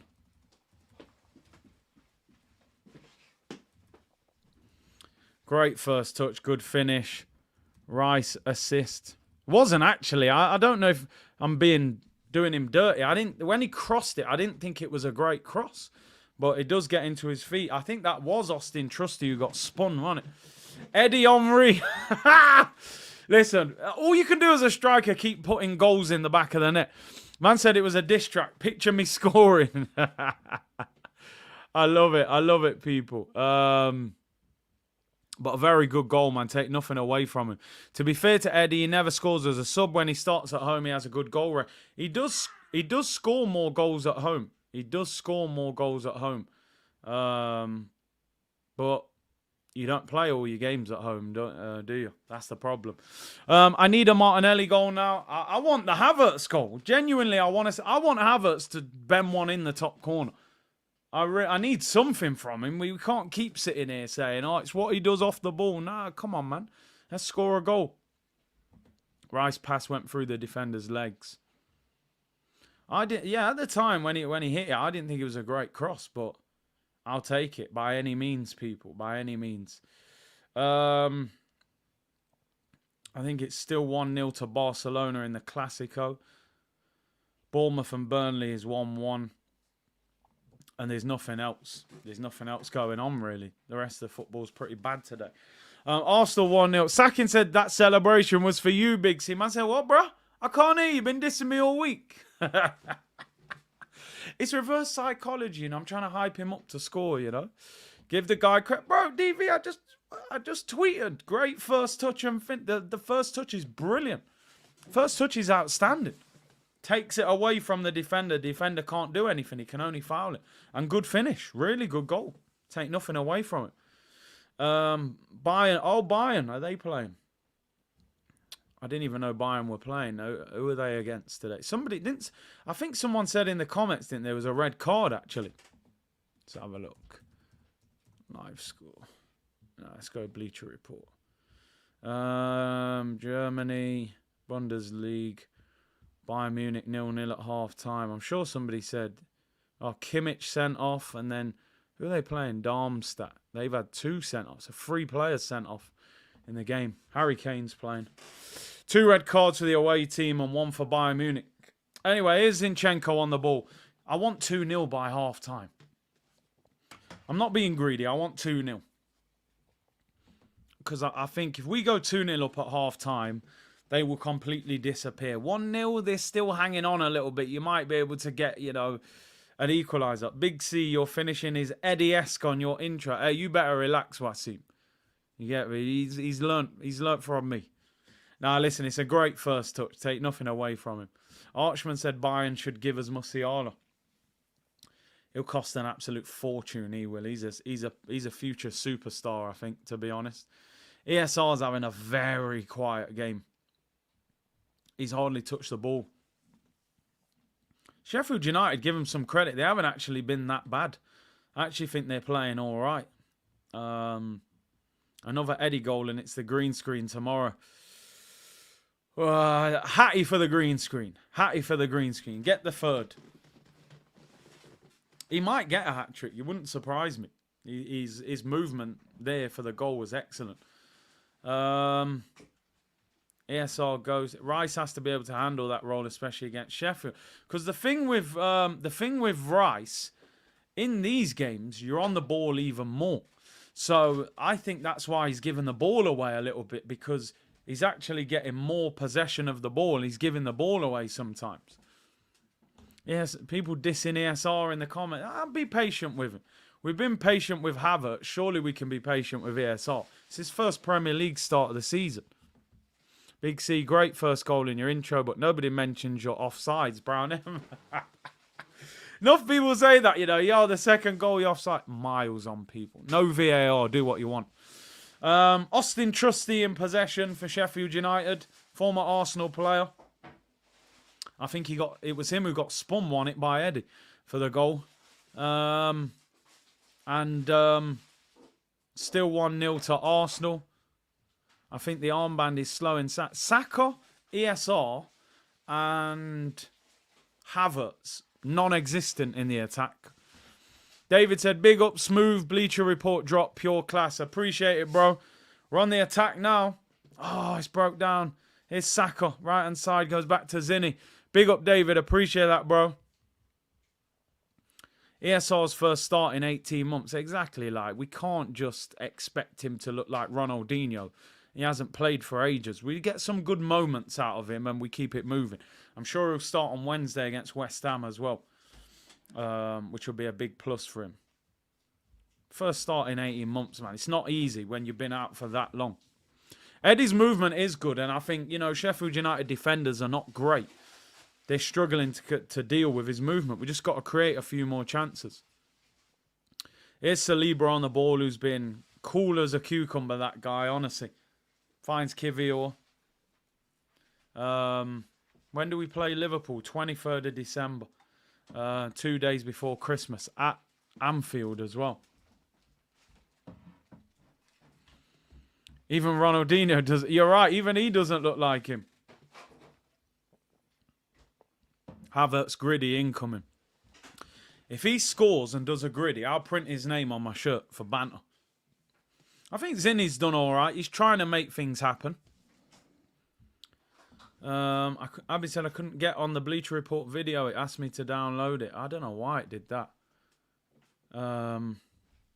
Did you notice, Big C, we are not giving Raya the ball too much? Yeah, maybe the manager said don't give him the ball as much unless you have to.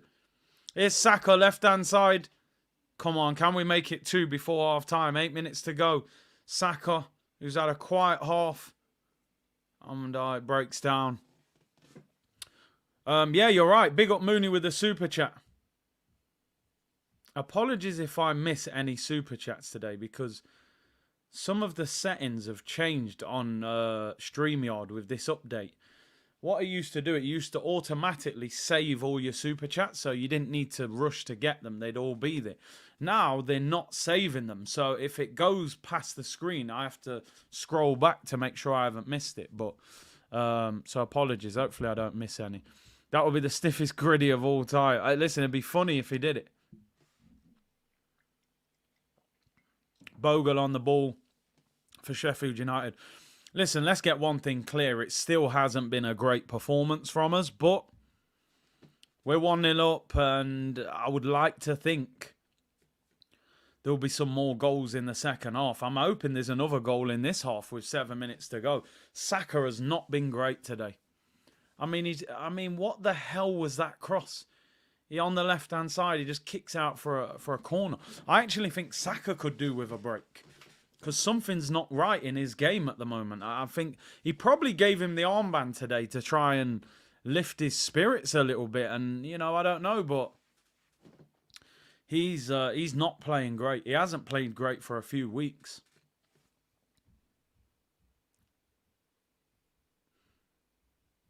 Why can't we beat them 8-0 like Newcastle? I mean, football don't work like it, does it? It's particular days and things like that.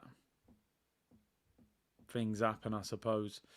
That Saka cross was abysmal. Saka's been poor. Listen, he's got credit in the bank. Only way Havertz scores is a lucky tapping. Saka definitely should have been rested today, not Odegaard. I think Odegaard's probably needed in this game because we need someone to get on the ball and pick a pass. I'd like to see Trossard get some game time. And maybe Odegaard. I want to see Odegaard play himself back into form. Here's Zinchenko. Zinchenko's been our most prominent in that midfield area. Sané in January. I don't think they'll sell him now. He seems settled again. I think last year there was a chance of getting him. Penalty Spot said Saka needs competition. His first name on the team sheet needs the mental push. Totally agree. It's no coincidence Martinelli stepped up last season when Trossard turned up because he knew he was under pressure. Saka can play 5 out of 10 the next 6 weeks. He's still going to play. Get Pedro Neto in January. See what happens to him. LSU said no urgency in our movement. Need more from them. I agree. Brio, thank you for the super chat. Got the Chelsea L. Need Arsenal and Springboks W. Here's Emil Smith-Rowe. Left-hand side. Find Saka. Come on, can we go 2-0 up here? Bukayo Saka, left-hand side. It looks good seeing Saka back on the left, actually. Just old school left footer on the left wing. Just go past him and cross it kind of thing. Can we get the second goal? 5 minutes before half-time. Down this left, it slows down again. We get into attacking areas and then they get bodies behind the ball and we end up going backwards or sideways. That's the problem. We don't just seem to run and attack at speed. There's not enough movement. We've still got the ball. Here's Martinelli, left-hand side. Can we get a shot off? Havertz, Saka again, Zinchenko were forced back. We just don't shoot from distance. Another thing that irritates me with Arsenal.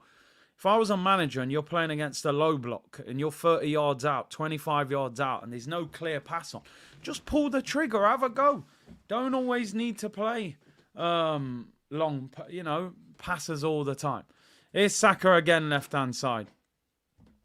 That's a good question now, and I am going to ask that, right? Because you've sparked a debate there. We're going to talk. We're still on the ball. Declan Rice back to Zinchenko. Loads of possession and movement, but we're not really getting anywhere. But if we score at the end of it, it'll be a great move because we played a lot of passes. Al says there we're worse than last season. Do you agree with that? I'd say defensively we're better. Attacking-wise, we're not. Maybe we've sacrificed the attack for the defence. Here's Martinelli. We've had possession for a long time here. Can we score at the end of this move? It's a corner. We're moving the ball a little bit better there. So a lot of you say you agree. Natalia said half-half. Jason said agree. Partey is needed. Definitely. It's crazy how you can spend 210 million and look worse. I don't understand why. Why do we look worse? I think the injuries are affecting us as well. You know, we've had no real stability in that attack. Saka, Jesus, Martinelli is probably our strongest three. They have not played together enough. Gabriel Martinelli was injured once. You've had Jesus injured twice. Saka's been injured once. So we keep changing every week. And Odegaard's been out of form, and he's our most creative player. Stepper said, just popping in from Twitch to show some love. Big up yourself. Appreciate that. 2 minutes till half time. South London's finally said, I think it's the tactics. Could be, and I think with Havertz, not that I'm blaming Havertz, but the signing of Havertz changed the shape of our midfield. Because effectively, that was a good save from the Martinelli shot. Effectively, we've gone from Xhaka, Partey and Odegaard as like that triangle to Rice, Havertz, Odegaard, and it just doesn't have the same strength. It just really doesn't. I think people really underrate Thomas Partey's passing. Here's Saka, right-hand side. Come on, a minute and a half till half-time. Can we get a goal here? We need a second. I think you score the second, it's game over. 1-0, anything can happen. Here's Havertz. Declan Rice. Havertz, way too passive again for me. ESR hasn't done enough. And Saka's been quiet. He's got in good positions. Here's Martinelli. Martinelli and Zinchenko, for me, have been our best two attacking players today. They look like the players that will make something happen. But I'm going to cut some slack to ESR. He hasn't started in the Prem for a year and a half. It's difficult. Sharif said, hey, Curtis, quality show as always. Neto, Tony, and Thuram should make us title contenders. Al said Odegaard second half. Jay said Havertz, Ghost. Eddie, big movements. Eddie's goal was brilliant. His first touch was different class. Come on, can we get the second? We're just not. We're dominating the ball. We just don't seem to be able to know how to open a team up. I said this earlier on in the season. Martinelli there, but I mean Martinelli's ripping people apart, but it's just the end product. The difference between this season and last season, I think a lot of teams thought, you know what, you're playing well, but we still don't know if you're really about that life. So I think teams were still coming to the Emirates last year and still trying to score against us and attack us. And I think that played into our hands, and that's why we scored more goals. I think now these teams, from mid-table to the bottom of the league, they all know that Arsenal are a good team now. Title challengers last year, title challengers this year, possibly. So now they're going, park the bus. Park the bus. Double up on Saka, double up on Martinelli, press Odegaard, Jesus force him backwards. And I think that's why we're finding it more difficult to score goals. That's why we're not hammering teams at home. And I don't think we have enough creativity. How many players in this Arsenal team can play that eye of a needle pass that opens up a defence? For some reason, we don't shoot from outside the penalty area, which I don't understand. If you're playing against a low block, shoot more from outside the area. Ask questions of the goalkeeper. But we don't do it. It's like we're banned of shooting from the edge of the box. We're trying to play 1-2s on the edge of the penalty area. So I think now this is what it's like when you're really a good team, because this is what City have to break down every week. And Liverpool had to break down every week, you know? Big up George Gooner. He said Havertz is legit hiding when we are in possession. I'm convinced, right, from what I'm seeing, Saka's starting to get a bit of joy as well down the right. I'm convinced Havertz is in a psychological phase where he's more scared of making a mistake than actually trying to do something and making it work. I think he's feeling the pressure. I honestly do. I think Havertz is feeling the pressure. He feels like he doesn't want the ball. Like, he might ask for it, but he don't really want it. It's a bit scary when you've paid that much money and his confidence is that low. It's Smith Rowe on the ball for Arsenal. We're 2 minutes in to time added on. It's nearly half time. Penalty Spot said, if you close out Saka, Martinelli and Odegaard, you've shut down our options. We need a good plan B. I think Raya's long ball is part of the new plan, but it isn't working. I mean, he's got the distribution. The problem is, with Eddie and Jesus, you know, they're not the biggest. They're not going to win too many flick-ons or hold the ball up that much. Matt said, great analysis and insight. You don't scream if you don't shoot. You got to shoot. ESR, man, it's not happening for him at the moment either. I got to be honest. I'm not gonna get on the guy's back. You know, he hasn't played for a long time, but desperate for him to have a good performance, because it feels like he's in a bit of a phase at the moment where you think, if he continues in this situation, it feels like he's going to end up leaving. Half-time whistle goes, people. Half-time whistle goes. Arsenal 1, Sheffield United 0. Far from a classic. Let me just make it abundantly clear. That was not the most enjoyable of 45 minutes to watch, but we are winning. I said at the start of the game, Mikel Arteta is like the RSPCA. He's trying to rescue strays. I'm convinced at the moment that Kai Havertz is a stray that cannot be rescued. Sometimes, you know what I mean, you can't rescue everyone. And that guy at the moment, I mean, Assassin says it, at the moment, it is. I said within 18 months, Havertz will be at Leverkusen on loan with an option to buy. And at the moment, it feels like that's where he's going to end up. He doesn't want the ball. Genuinely, I'm not even here to disrespect Kai Havertz. Genuinely not. I'm being totally honest. As I said, I want him to score today. I want him to be a success at Arsenal. We paid big money for him. You don't want to see him fail. I don't know what you do with him to get the best out of him. I've said it before and I've said it again. I think he's a striker. I think he's a number 9. I think you play him as a false 9. I don't think he can play in midfield. Not successfully. It's concerning. This is bottom of the league, and he looks like he don't want the ball. He looks like he's got no confidence. He looks like he's scared to make a mistake. You can't afford to have a player like that. You just can't. But Arsenal still not playing particularly well. You know, we're very slow in possession. I know people will say, oh, it's 1-0, you know, no need to complain. I get that, but we've got to play better than this, because we will come unstuck against better opposition if we continue to be this passive and this slow. We look very easy to play against. That's what concerns me. Big up Brio, he said we're playing without a striker, plus Eddie scored. I mean, Eddie did score, and it was a very good goal. The first touch was fantastic. The finish was nice. So I'm not going to be too critical of him. His movement has been decent.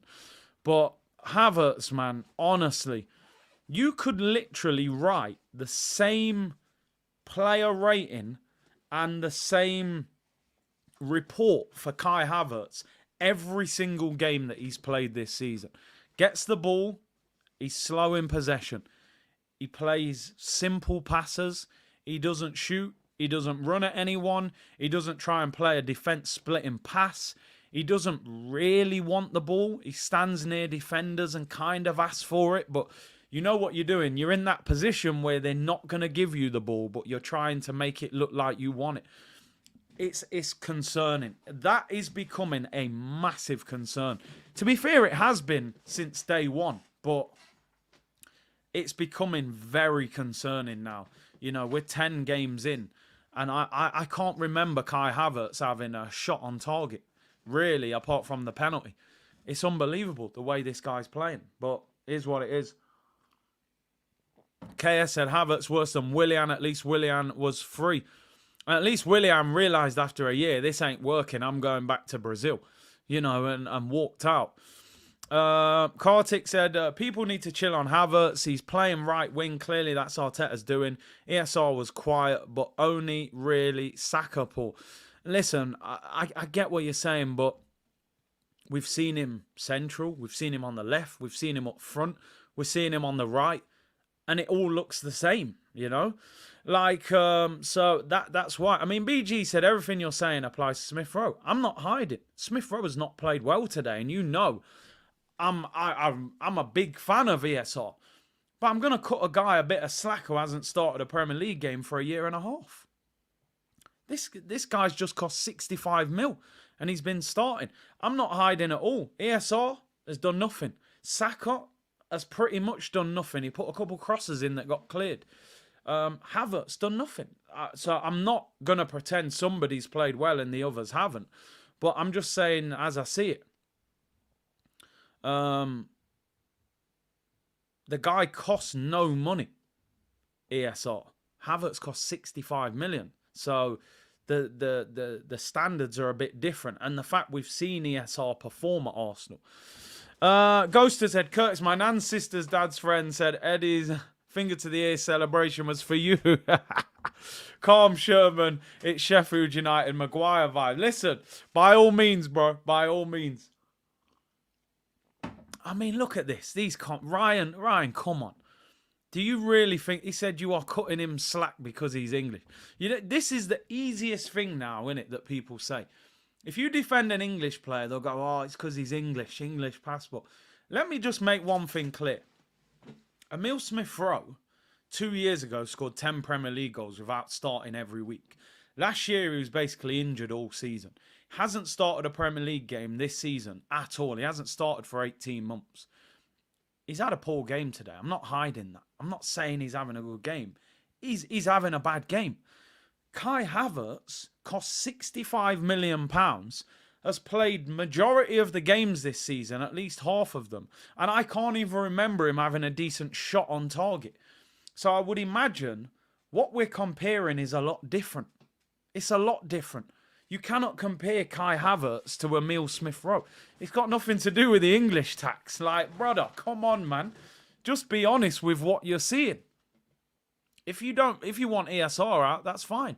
But that doesn't mean that that Havertz has played well. ESR is just now a close mod. I think he is. He's they just keep him now for the new merch, you know. Big C supports Jamaica over England. Well, you know, cool run-ins, you know. Reggae boys is what it is. Havertz will go down as one of our worst signings. I agree. I'm sorry. But listen, let's look at the general performance. Honest tax, exactly. I told you, other channels are available. We can dress it up. I'm here to have honest conversation. I don't mind debate. As long as you're respectful, I don't mind debate. So we can have the conversation. But I can tell you now, I'm not one bit interested in the fact that, oh, ESR's English. You know, did I want Rob Holding to stay? Do I want Eddie to stay because he plays for England? No, I'm not bothered. I'm just confused. I'm looking at Havertz like he's a 10,000 piece jigsaw. And I don't know how to fix it. Like, that's how he looks to me right now. Andre said, honestly, Curtis, we are boring to watch. Do you feel the same? Do you think we need another midfielder? If so, who? Let's get one thing clear, right? I say the truth about Arsenal. I don't dress things up because I'm a fan. Results-wise, we're having a decent season. If you watch Arsenal every week, like most of you guys do, we are boring. We are boring. We are lacking cohesion. We're lacking movement. We're playing the game at a slow tempo that's easy to play against. We're not creating enough big chances. And that's the reality of the situation. I don't see how anybody can say any different. I've watched every game this season. We've been boring for half the games this season. And it's as simple as that, you know, and I don't know why. I think, like I said, I think there's a number of factors. I think clubs now view us as a big team. They park the bus and we're struggling to open them up. Our most creative player is Martin Odegaard. He's out of form. He brought Havertz in to help with creativity. He hasn't done nothing. You signed Fabio Vieira last summer to help with creativity. He hasn't done nothing. ESR's another creative player. He's had a bad game today, but has hardly kicked a ball for us. So where are the chances being created from? You're relying on Martinelli and Saka. And every team in the league now puts two players on Martinelli and Saka. And that's the difference, you know. And you've got Martinelli's playing with a left-back who inverts. So he doesn't have Zinchenko on the overlap to take a defender away. You know, so it's different. It's different. But the thing is, and this is what I always say with Arsenal, I believe the manager, he probably wants us to be a bit more free-flowing, but I think he wants that solidarity in the team. I don't think this is happening by accident.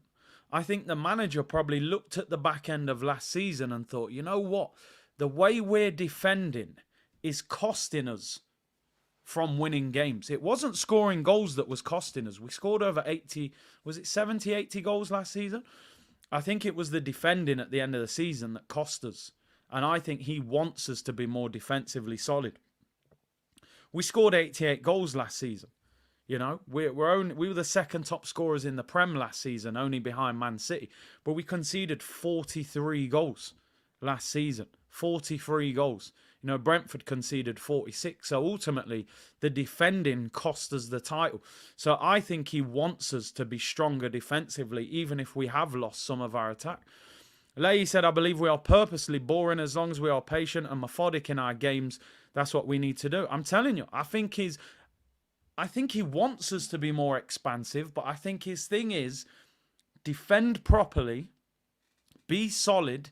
Ultimately, if you don't concede a goal, you're always going to have the belief as an Arsenal fan that we can score a goal, even if it's one, even if it's two. I kind of think that's his thought process at the moment. Turn us into a rock-solid defence. Maybe you won't see a free flow in Arsenal until you see Partey, Rice and an informed Odegaard, Jesus, Saka and Martinelli. I don't know. You know, maybe we need that on the pitch. Zamir said, I really don't get what Arteta sees in Havertz. The guy is so poor every game he plays. I mean, like I said, I'm with you, Zamir. I think every Arsenal fan feels the same. What is happening? But he paid 65 million for him. So his boss, his owners are looking, going, you paid 65, you're paying him 220, I need to see something. So he's got to play him. Eventually, he's going to have to give up and just say he's a squad player and he sits on the bench. But at the moment, it's early. He's going to use every opportunity to try and start him. Ghosted said, when we slapped Barcelona in the States with Timber, we looked savage. A+. I think Big Tet's had a plan and now he's winging it because Timber's gone. You look at those games, right? And obviously I was there and I'm sure nearly all of you watched them games and you're spot on here, Ghosted. I think Timber would be playing at fullback for Arsenal. I genuinely think Timber would be at left back or right back. And he was a game changer for me with his energy, his power, his quality on the ball. Partey played that game. He was superb in midfield, progressive passes forward. We were quick, we was incisive, and we had a strong front three on the pitch. I think it was Trossard, Jesus, Saka that night. Obviously, Martinelli, Jesus, Saka, Trossard, all of that works. But at the moment, we don't have that on the pitch. We got no Timber. We got no Partey. The front three keeps changing because Jesus is injured. And I think it's affected us, you know. I think they're three of our most important players. So I think he is winging it a little bit. But he will say it's working. We're still winning. Paul said we need Tony so much. Too many, too slow to many, too many missed passes. We definitely could do with a plan B, that is for sure. Fanel Man said, hey, Big C, this is my first super chat. Been a while. Always enjoy the enthusiasm, my bro. Hey, I appreciate that. Really appreciate that, bro. Thank you for tuning in. And I appreciate the super chat, bro. Listen, we're winning. We're winning ugly. And people always say, you know, good teams can win ugly. Not play well and win is the sign of a good team. And I hear that. I do hear that. But I think where the question marks are coming from is people are thinking, I understand beating Man City ugly because they're a great team and you might have to just dig deep and grind out a win. I understand going to Everton in a scrappy physical battle and you nick a 1-0 and get out of there because, you know, it turns into that type of game. I think people were genuinely looking at today as this is a great opportunity for us to put on a show, to score 5. Now, the league doesn't always work like that. And as I've said before, they only lost 2-1 to Man City. They only lost 2-1 to Tottenham.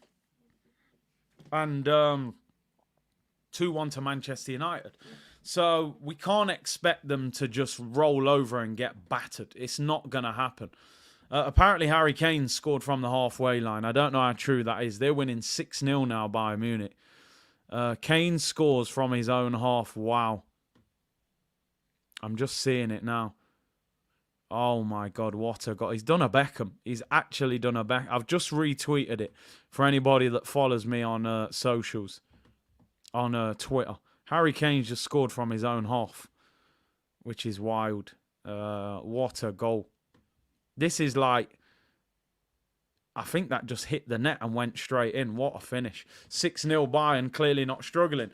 Sports Genius, Big C, watching El Clasico at half-time. The quality is so low. I've seen the 90s and early 2000s. Is the beautiful game gone? Why has talent gone so bad now? I mean, if I get into this discussion too much, we'll be doing it for the whole half-time break. But let me just write my half-time tweet and then I'll get back to that. Still slow in possession. Want to see more goals in the second half. But at least we are winning. Second half's about to get underway, people. They are on the pitch. I've said before. Oh, they are underway, by the way. I've had a mirror. We're underway, people. Second half underway. I've said before. I think that players are overcoached. That's first of all. You know, I've seen it with Cruz and stuff in the academies and that. They don't want individual talent anymore. They want a system. They want everyone to play like Pep and Man City. Pass, move, pass, move, pass, move. Individual talent is at an all-time low, in my opinion. That El Clasico is probably at the lowest point you've ever seen it in your whole life. You know, when you look, I looked at the team lineups. I was like, wow, this is El Clasico. You know, I've been used to R9 Ronaldo and Cristiano and Messi and Romario and Rivaldo and Figo and Zidane, you know. Nowadays, everything is structure. It is tactics. You've got to be part of a team. You can't lose possession. They want goal-scoring machines. They want passing machines. They want athletes. You got to be able to run. You got to be able to keep the ball. You got to be able to play as part of that unit. Now, don't get me wrong. There are some individual brilliance who are still out there, you know, coming up. Your Bellinghams, your Mbappes, your Haalands, your Vinicius. But I guarantee back in the day, you'd be able to name 25 players who were like that. Nowadays, Ronaldinho, they'll probably say, oh, you lose the ball too much. You know, you're trying to nutmeg people and flick it over people's head. I don't think the coach would want that. And that's just the way the game is. It's all tactics and structure now. I think that's why we are losing elements of individual brilliance now. Where's the next Neymar? Where's the next Ronaldinho? Where's the next Cristiano? Where's the next Messi? You know, the individual brilliance is not the same anymore. It's all about collectives and tactics and structure. And you got to be an athlete. You got to be able to run 10 kilometers, 11 kilometers a game, you know. Yeah, even Pep. Pep wasn't a big fan of the maestros. He got rid of Yaya. He got rid of Eto'o. Got rid of Ronaldinho. You know, he didn't want them players. Messi was the only one that he let get away with that. And that's because he was on a ridiculous level. Anyway, we're back underway. Good question, though, and a very good point. Amo said Ronaldinho wouldn't make it as a pro today, which is wild. I mean, they'd probably say he doesn't work hard enough. You know, it's crazy. Pep definitely changed football. I wouldn't say he ruined football, but he changed it. Pep got rid of Zlatan. Yeah, fell out with it. Anyway, Arsenal in possession. Come on, please. That first half was so boring. Give us something to talk about and enjoy. Sheffield United making a change already. Ronaldinho had party problem. He was a party animal, wasn't he? Saliba in possession. Neto and Tony we need, but apparently we are governed by financial fair play. January, so offload to balance the books. El Neni, out, Vieira and Jorginho. I mean, the first problem with that, Stan, I get what you're saying. We might have to offload. The problem you got, El Neni and Jorginho are out of contract in the summer. So they can actually sign as a free agent to a club outside of the Premier League in January. So, you know, it's you ain't getting no money for them. And how much are you going to get for Fabio Vieira? Paid 35. I think you'd be lucky to get 20 for him. So the reality is, if Arsenal were to sell in January, yeah, you could get rid of Vieira. You might have to get rid of Smith Rowe. You might have to get rid of Ramsdale. You know, you're going to have to sell somebody who has some decent value. That is the problem. El Nenis and Jorginhos, you're going to make peanuts. Kurt, you're a true Jamaican dad. Why you complain so much? People don't get it. It's in our blood. It's just one of them things, innit? Apologies. What happened to Vieira? Why doesn't he get minutes? I think Fabio Vieira's on his way out. I got to be honest. I don't think he's going to make it at Arsenal. I think the managers probably recognise that. Oh! 2-0 to Arsenal! 2-0 to the Gunners. There's the second. Get in there. The second goal goes in. And Eddie Nketiah again. And one goal away from the green screen. He's on his way. Eddie Nketiah makes it 2-0 from the corner. He's one away from the green screen. He'll get a 10-year deal now. The goalkeeper has a nightmare. It's a good finish again by Eddie, you know. Eddie again. I thought he was doing the Mbappe celebration. And the second goal there. Eddie Nketiah makes it 2. Fair play to him. I told you, poacher's goals. I knew he'd enjoy Sheffield United. So he's now got 4 in 30. It's getting better. It is getting better, Eddie. 2-0 to the Gunners. Eddie Nketiah from the corner. And that should be that. That should be game over. Ghosted said, my bird said she pays attention to the unit. I said, What you know, you said he says twice, sings Europa League theme, roll over and tickle the belly and bang average. Hey, hold on, man, hold on. You've been tuned in. Big up yourself. Big up Ghosted. Hat-trick incoming. I can see it happening. I can see it. Fair play to him. Look, you can see, man. Arteta's like a proud dad. He loves it. Eddie will sign a lifetime contract today, people. He's going nowhere. But fair play to Eddie. You can only deal with what's in front of you, and he scored 2. I'd like to see him get the hat trick. I really would. Benny Blanco, Dark Arts. It's a VAR check, but I think the goal does count. The goal does count. What were they trying? Oh, Benny was. Why did he even do that? I mean, that is Dark Arts. The man shoulder barged his face out the way. I'll take that. I don't know how we got away with that. I'm surprised they didn't disallow that. That is real Dark Art. He basically shoulder barged the goalkeeper in his face. He couldn't even see the ball, but I'm with it. Your defense is it. Hey, I'm not even singing it. I did say if he gets a hat-trick, he'll get the green screen, so we'll do it. We'll do it. I think he'll get his hat-trick. I honestly do. Thomas Partey is going frustrated with his limited Arsenal role this season and could consider an exit in January. I mean, the guy never plays. The guy never plays, so what does it matter? Ghosted said Eddie only bags against championship teams. Listen, get your goals up. Use these games to stat pad. Get a hat-trick. Keep it moving. He's going to have to play a lot of football because the reality is Jesus could be out for 2 weeks. We've got about 5 games in the next 2 weeks. So keep scoring. West Ham on Wednesday. I'm pretty sure he'll be playing in that. Scott said I've always rated him.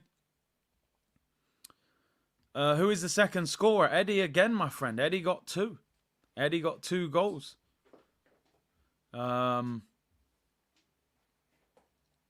Martinelli down again. He's had some tough challenges on him today.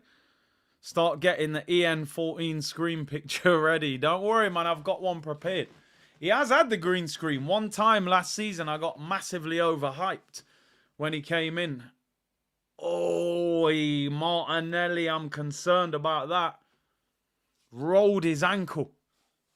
We just get injuries all the time, people. I'm telling you now, I'll be shocked if Martinelli continues. I think he's rolled his ankle. We've all done it. I'm sure a lot of you have done it. You play football, you run, you go over on your ankle. It's a twisted ankle. I'm shocked if he carries on. I don't know how he carries on. He's rolled his ankle there, Martinelli. I think he's off. If he comes off there, he'll be out for a couple of weeks, by the way. Twisted ankle, you ain't playing football for 2 weeks minimum. When you think we got West Ham and Newcastle away, that is not good. Hopefully he walks it off. It looked bad. Maybe it wasn't quite a twisted ankle. Maybe he just tweaked it. Only Kevin Campbell scores more goals. What's that? Yeah, versus Sheffield than Martinelli to Arsenal.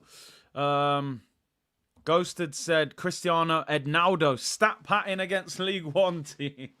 I can't believe Martinelli looks like he's running that off. I'd still consider taking him off because we can't afford any more injuries. That's for sure. We haven't got many options. David said, Big C, does Eddie's goals mean no Tony in January? It probably does. I got to be honest. As I always say, this manager, his love for Eddie, it runs deep. You know what I mean? He loves that guy. I hope it still does mean at Ivan Toney, but probably won't. Martinelli looks like he's all right.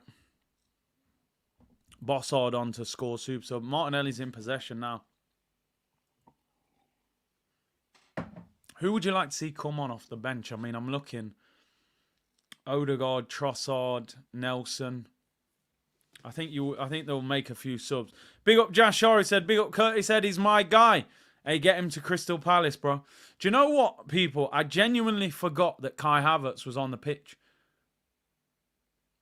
Martinelli's been lively today. I've liked his performance.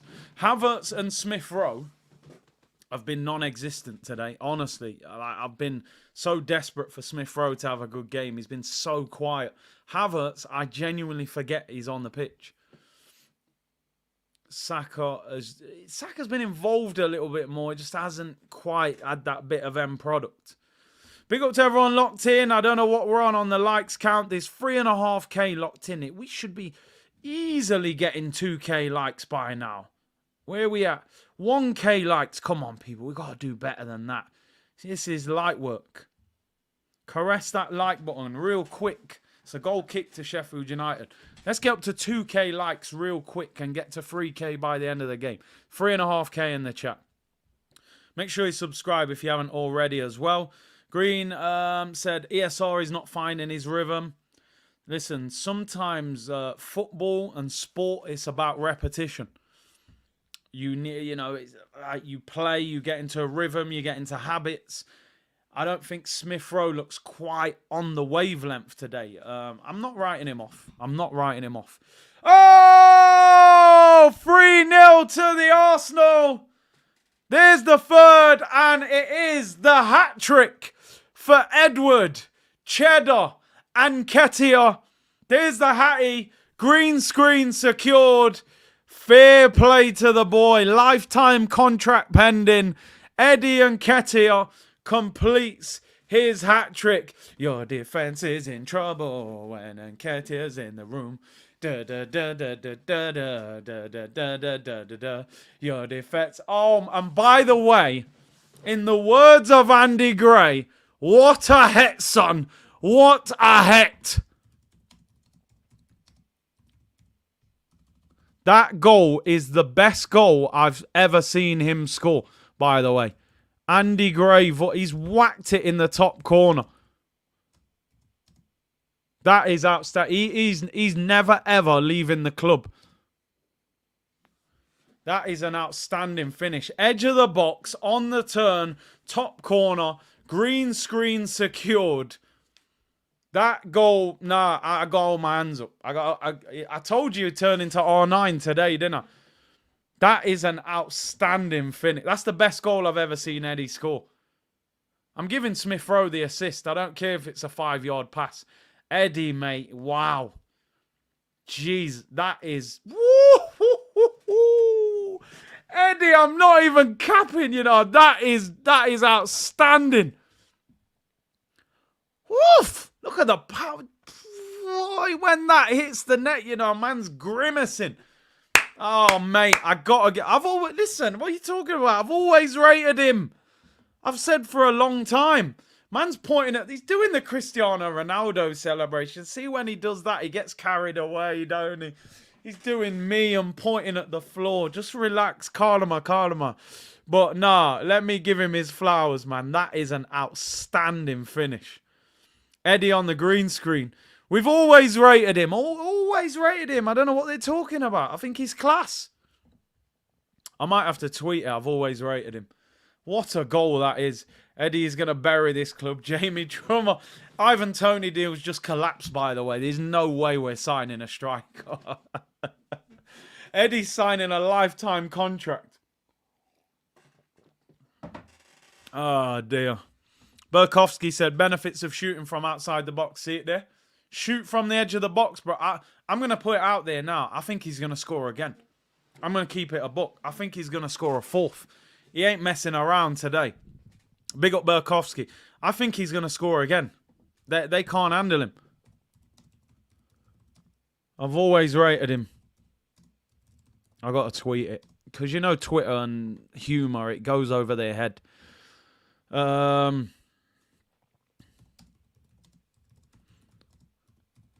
No way Arteta will sign Tony now.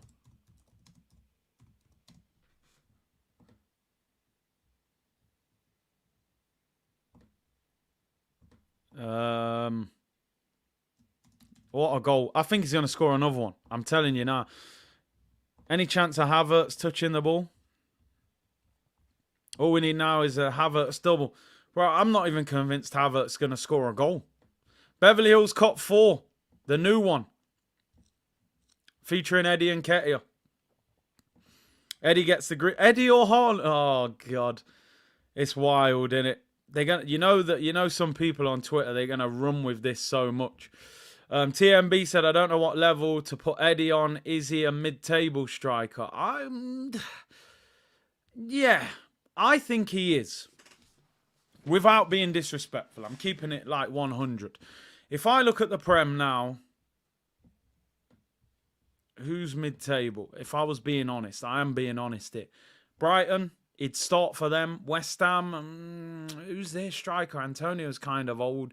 He'd start for Brentford with no Ivan Toney. I think that's his level. I think that's respectful. I'm not putting him at the bottom. I'm saying he's going to get a fourth, by the way. I can see it. He's going to score a fourth. But fair play to him today. 4 goals and Eddie on the shirt. Nah, I can't spend money on it. I don't mind giving him a great... He's going to probably score a fourth. I can see it. Ghosted said, I remember Eddie bagging backheel goals, hat-tricks against car park teams. This is another example of him bagging against crap opposition. Where are the goals in the last 30 games against the Prem Ops? I mean, yeah, it's a point. But, for today, it's got to be positive conversation for him. Overall, this doesn't change what I think about Eddie. But he deserves his flowers today, man. He scored a hat-trick. And the third goal's outstanding. The first goal, the first touch was brilliant as well. So you're right. Overall, you can't score 4 in 30 or 5 in 30. But, where have you been for the last 3-4 months? But today, give him his props. Jamie said, more than likely his last goals of the season. S. Rooney said, Eddie and Ketty Shaw, you better relax, S. Rooney. Good job, you're a good part of the community. That's slander of the highest level. Gas says, free Palestine. No war, man, no war. We just want peace,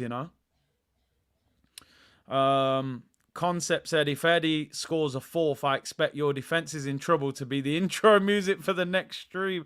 Oh, God. If he scores 5, I'll put his name on my shirt. That's all. I can't say 4.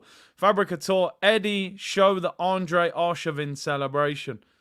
Arshavin. Remember when he scored the 4? He was like 4. I think he's going to get a 4th. Garbo said he'd start for Chelsea. Oh, yeah, Michael Jackson up front. Rest in peace, Jacko, by the way, but I call. You want some of this humble pie, said Mr. Cool. Brother, one afternoon.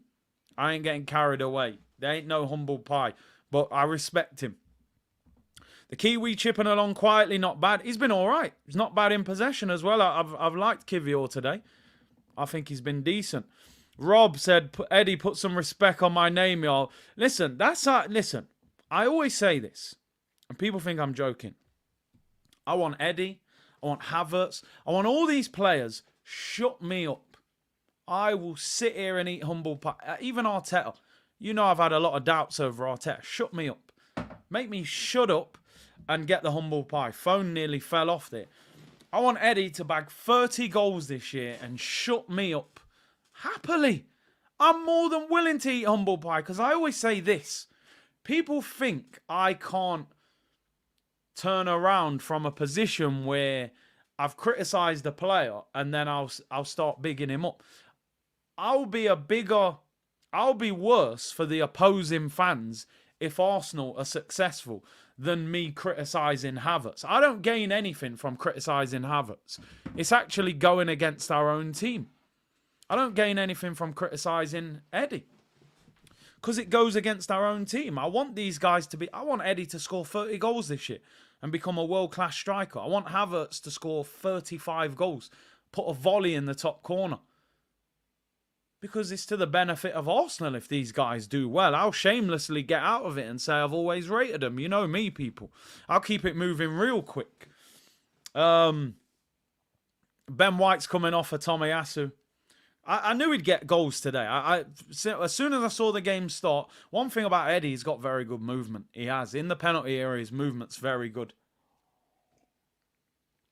If Eddie scores 5, I get his name on the back of my shirt tomorrow. I actually really hope he doesn't score 5 now because I don't want to do that. I think he might get 4, though. I want 2 more goals. I predicted 4-0, didn't I? I'll be disappointed if we don't get a 4th. Martinelli's off for Trossard as well, which I'm glad. Tomiyasu's on for Ben White. Rest up for the West Ham game in big week ahead. In midweek. Trossard's on. It looks like he's going central, which is interesting. Honestly, I haven't mentioned Havertz for so long. I can't believe it. I cannot believe how little he's doing in this game. Non-existent. I'm happy for David Raya. He hasn't had a lot to do. Clean sheet would be good. People saying Kane got a hat-trick. Did he get the hattie? Kane. Yeah, Kane hat-trick. They won 8-0. What kind of league is that, by the way? 8-0. He scored from the halfway line, by the way. What a goal. I said 4. We got 24 minutes to go. It's 3-0. I'll be disappointed if we don't get 4 or 5 from this position. I'm giving ESR the assist. I don't care. People will say it's a 5-yard pass. I'm giving it him. It's been a rough day at the office, man. He needs some positivity to cling to. And you know what? Yeah, I love Trossard in this central role. Like, not up front in that attacking midfield role. He's just so techie, man. Look at the touches and that. I love the way he plays. Ghosted said Ben White's final form is a snowman. How white you want to go? He was trying to score, wasn't he? Oh, Deckers, what a ball that was on the replay. 5 yards is 5 yards. You're right. The ball's still got to move, you know. I feel relaxed now. 3-0. Will we get anything out of Kai Havertz in this game? He's hardly touched the ball. I don't remember him having a shot. It's such a confusing situation with him. ESR assist, man. 8 out of 10 and the player ratings. Dan said, I want to see 5 now just for Bants. Curtis walking down to the Emirates with Eddie on his back. Mate, I'll do it tomorrow. First thing in the morning if he gets 5. I'm actually a little bit apprehensive because I think he could get 4. He could get 5 if he scores soon. And we don't really have another striker on the bench, so he's probably going to play the full 90. If he scores the 4th, I'm going to start panicking. Is Havertz going to score? Come on. Sheffield United are absolutely dreadful, by the way. They are the worst team in the league. They're getting relegated. They are getting relegated. They are by far the worst team. They got promoted and sold some of their best players.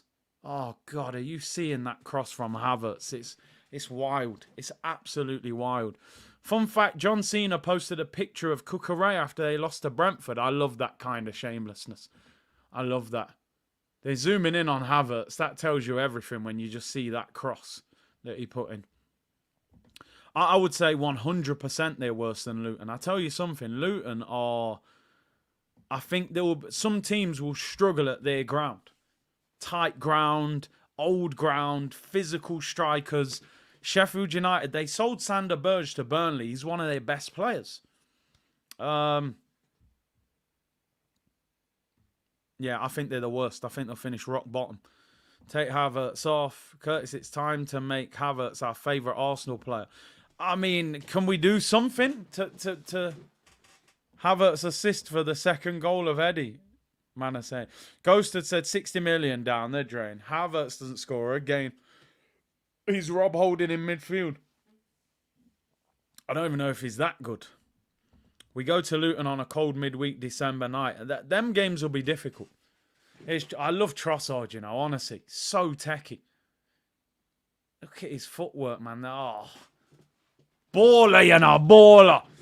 Trossard's done more in 3 minutes than Havertz has done all season. I'm not even capping. It just comes on and looks like, look, step over, chop, where you going, gets fouled, free kick. Holding scored away at Manchester City, mate. Put some respect on his name. I don't know if Havertz will ever score against Manchester City away in an Arsenal shirt. Bob Boldin, man, we had a journey with Rob. You know what I mean? We signed him from League One. He got so stressed, he lost his hair. And then he left with more hair than me by the time he left. So we've been on an emotional journey with Rob Holding. I'm sorry, he did not cost 50 million. Remember when Wenger said that? We went on a real journey with him. Oh, that was cleared. Here's Smith Rowe on the ball. come on, we got to get a fourth. Natty Dread Holding, you know what I mean? We went for a real journey with Rob Holding. Come on, we need a fourth. We definitely need a fourth. If Kai can't score against Sheffield United, then let's give up hope, says Corby. MJ said, look at the EPL top scorers chart for Eddie. Shocking. Says MJ, big up yourself. Curtis, can you call Kai inverts is better than Odegaard because he got the nod today? Yeah, exactly. They don't look like... I'm thinking Odegaard might not even come on. Maybe he's giving him a full 90 off just to get him ready for the West Ham game. Jacob said, just tuning in, how is ESR and Havertz playing? Havertz, same old. He's ghosting. ESR, he's not had a great game, but I'm giving him the assist. It was a 5-yard pass. I'm claiming it. Been a little bit better second half, but still quiet. Bob still won more than Harry Kane. Exactly. He's got FA Cups in the bag, mate. Kane ain't won nothing in this country. So it is what it is. He invades space. If you can't see what Havertz does off the ball, you don't understand football, Curtis. That's what they say. He does great things off the ball. He's a space invader. What we got left? 18 minutes to go, people. Can we get a fourth? I always think 4-0 sounds like a heavy defeat, you know. 3-0 is a good victory, but I would love to see 4 or 5. I think Reunion said, how is Kivior playing? I think he's done all right. Don't get me wrong. He hasn't had a lot to play against. You know, Sheffield United have barely had a chance. Nelson's on for Saka, which I'm personally happy with. Saka, again, has not been great. I'm interested to see who he gives the armband to. Who's he going to give the armband to? Is it Declan Rice? Look, he's looking all up. He's giving it to Eddie, I think. Jesus, Eddie's having the game of his life. Hat-trick and the armband. It looked like he was walking to Declan Rice. I wonder if Rice told him give it to Eddie. Because he went that way and then someone said something to him. He went the other way. Saka comes off for Nelson. Eddie. Captain Eddie. Smith Rowe comes off. He doesn't look happy. Doesn't look happy, man. Fabio Vieira's coming on for Smith Rowe. Yeah, I think ESR, that it's one of them, right? When you're not in the manager's plans at the moment, you know that when you play, you need to put in a performance. And unfortunately, Smith Rowe has not played particularly well. First half, he was very quiet. Second half, a little bit better, and he got an assist, but he still would have wanted to do more. Hopefully, he gets a start on Wednesday in the Carabao Cup at West Ham. You noticed that Havertz didn't come off. King Kai needs to give Sensu beans before going, says Brio. Trust me, he's doing everything he can to get Havertz to do something.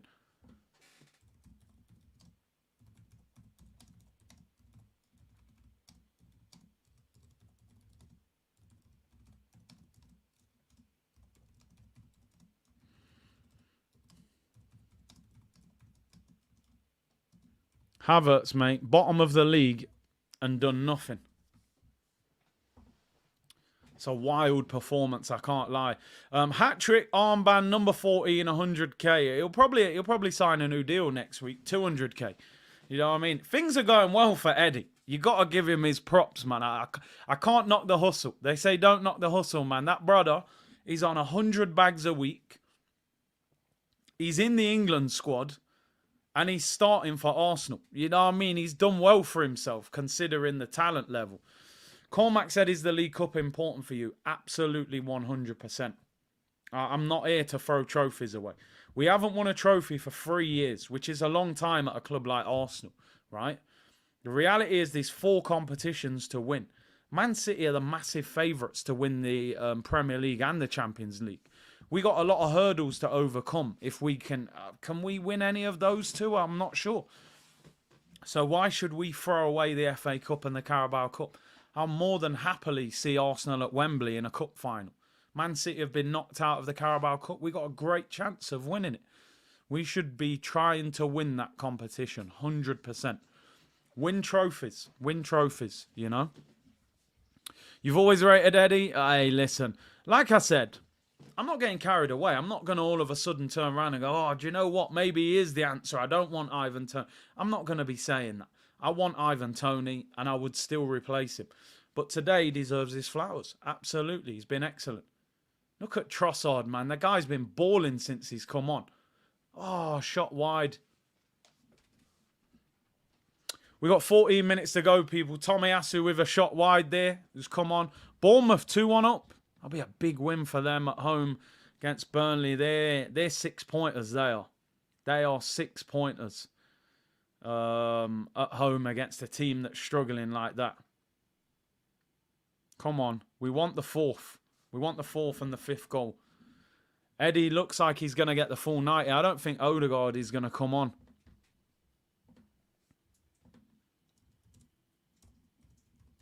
Trossard looks quality since coming on, honestly.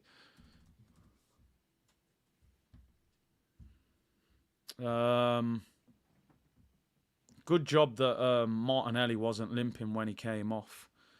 Bournemouth scored a belter. Usman said Trossard is the best player on the pitch right now. What a baller. I mean, listen, he's come on and made an impact. Odegaard's on the naughty step. But listen, Arteta had enough. He said, listen, Halloween, I'm sick of you trick-or-treating on the football pitch because you've been a ghost for about 3 weeks. But it looks like Havertz has taken the outfit today. Well, Havertz had the outfit on all season, to be honest. A Havertz goal now would top this game off nicely. You know, that's what we're looking for. I actually think Zinchenko's done all right today. Yeah, the relegation battle's going to be interesting. I mean, Colton's saying Everton, Sheffield United and Luton. I think Everton are in trouble this year. They really are. They could end up in the Championship with a new stadium, what they've got. But somehow Sean Dyche always seems to find a way to keep them up. Toronto, Kai Havertz not even trying. Do you know the crazy thing is? I think he is trying. I think that's genuinely just how he plays. He's got a way about him that looks like he's like kind of just jogging around. But come on, let's get the fourth. 12 minutes to go. I predicted 4-0. We're at 3-0. We've been at 3-0 since the 58th minute. So I'd like to see a 4-0 win, a comfy 4-0. I was hoping for 5 or 6. But we'll take 4. Rice has improved second half. First half, he was a little bit wasteful. Here's Kivior in the ball. I think Kivior's had a good game. Listen, you can only perform against what you're playing against at the end of the day. We're playing against a poor team. But if you're Kivior, he's looked tidy in possession. He's kept things simple. No one's really done him in the attack. And we're heading for a clean sheet. And as a defender, that's a positive, you know. Harry said, what's good, Kurt? It's been out all day. How Smith Rowe performed. Glad he got a start. I mean, he got an assist, but he hasn't. He played average, I got to be honest. First off, I'd even say he was a bit below average. Looked a bit rusty, but I hope he starts on Wednesday in the Carabao Cup. I think he needs game time. I want a Trossard goal, says Reunion. It's a goal kick to Sheffield United now. Where we at on the like check, people? Where we at on the like check? We're definitely looking for 3,000 likes today. We got great numbers in the chat. 4,000 of you watching. We should be getting 3,000 likes easy. We're currently on 1.5k likes, people. So we need to double that. Let's get that doubled. Get to 3k. And we're cooking, people. We're cooking. Is this a penalty? They're checking. This could be a pen. Eddie's going to take it. He's going to get the fourth. I think because he's on a hat-trick, he'll give it to Kai Havertz. Sympathy. PR. I think that's a penalty. Is it given? I said if Eddie scores 5 goals, I'll get his name on the back of my shirt. He's on 3. That should be a penalty. That would be 4. Austin Trusty, former Arsenal player. Is it no pen? They're saying it's a dive. People saying no pen. I don't know how that's not a penalty. How on earth is that not a penalty? Sometimes I think, do I even understand this game? I've played this game for 20 years. I don't understand it. How is that not a penalty? If that was an important game and it was 0-0 and you didn't give that, I would be screaming the house down. I reckon they'd have give it to Havertz, PR penalty. How is that not a penalty? He sticks his leg out. He actually looks like, oh no, I've just given a penalty away. No penalty, unbelievable. That should have been a definite pen. I've got no idea how that's not given. Eddie gets his leg, taps it away from Trusty. Trusty sticks his leg out. It's a pen. Should have been a pen to make it 4. Hassan said, Liverpool fan from LA. This is Arsenal's year to win the league. Man City is beatable. I hope you're right, Hassan. Big up for tuning in from LA. It's a pen if it's against Arsenal, says Cormac. They don't seem to like... I don't know. VAR is a bit strange with Arsenal, isn't it, man? We just don't seem to be able to get these decisions at the moment. I don't know how that's not a penalty. I've got no idea. Sometimes I think I don't understand football. Here's David Raya on the ball. The commentator's making fun of Havertz, apparently. It's got to that point, hasn't it? It's wild. Even the commentator's chipping in. Let's chill. That was soft. Nah, man, I want a pen for that, bro. I'm telling you, I thought that's a pen. You can see Kai's definitely our penalty taker when Saka and Odegaard aren't on. I think he would have taken that. It's Tomiyasu on the ball. Still 3-0 to Arsenal. Waiting for the PGMOL apology. That's all they keep doing, innit? Is apologising to us. It's too late to apologise. It's too late. We don't want the apologies, man. You know what I mean? We want the penalties.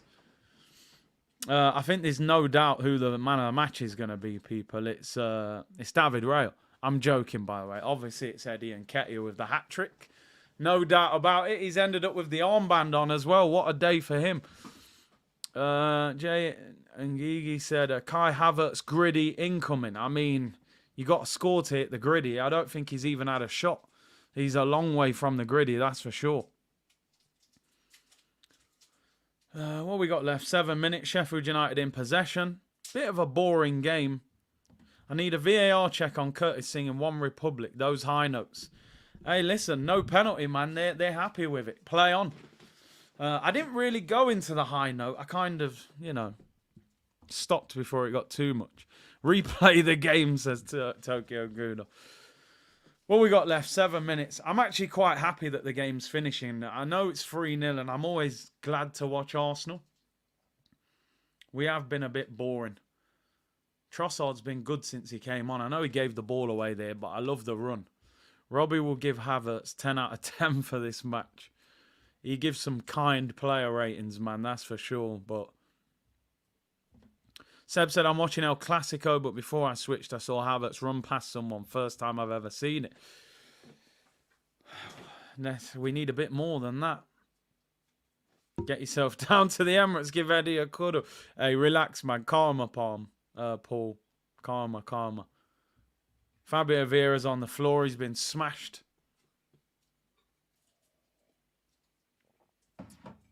I don't know what that guy's doing there. That could be a pen. Is that a penalty? Real Madrid have equalised apparently against... That is a penalty. That's a terrible tackle, by the way. That could be a red. The guy was trying... That's a penalty because his foot's on the line. By the way, that could be a red card. That could be a red card. Look at the state of that challenge. He's stamping on the back of his Achilles. And his foot's on the line. If your foot's on the line when you get fouled, that's considered in the area. That's a penalty, and that, to me, is a potential red card. That is a penalty and a red card. I don't see any other way.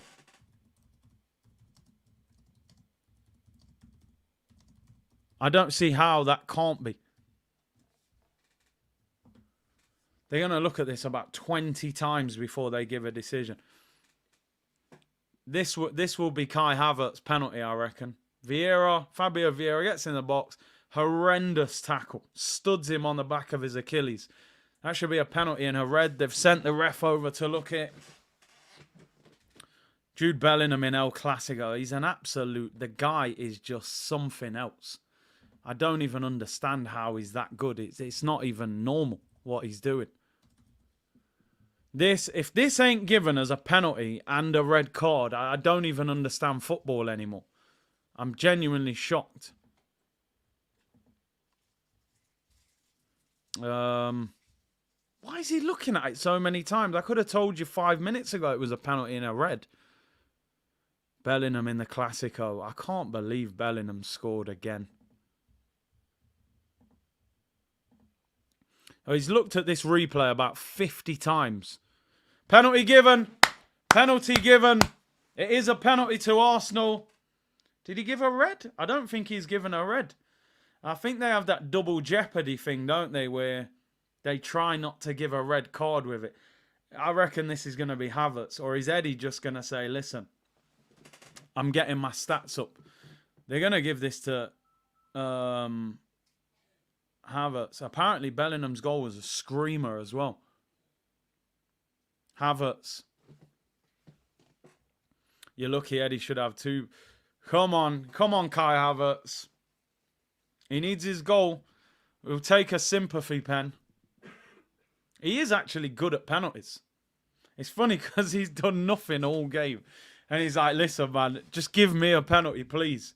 Just give me something. I need a... Oh, Fabio Vieira's taking it. Wow. Yeah, double jeopardy thing, innit? He gave him a yellow card. Fabio said, listen, bro, I got my own problems here. You're not having the penalty. He said, Havertz, bro, I'm fighting for my Arsenal career here. I've just nearly had my Achilles taken off. So he got a yellow card. Penalty, Fabio Vieira to take it. Scores! 4-0 to Arsenal. Fabio Vieira has scored. And there's the fourth. Imagine me saying to you at the start of the game, we're going to win 4-0. And it's going to be Eddie Nketiah hat-trick.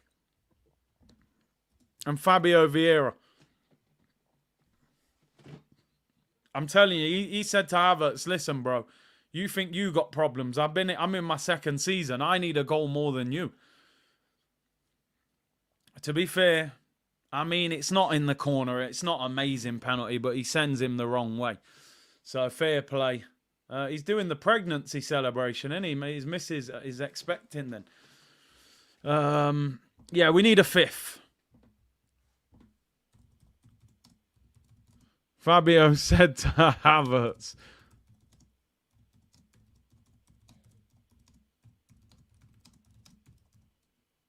I've got my own problems. Havertz was looking for the penalty. Make no mistake about it. He was there.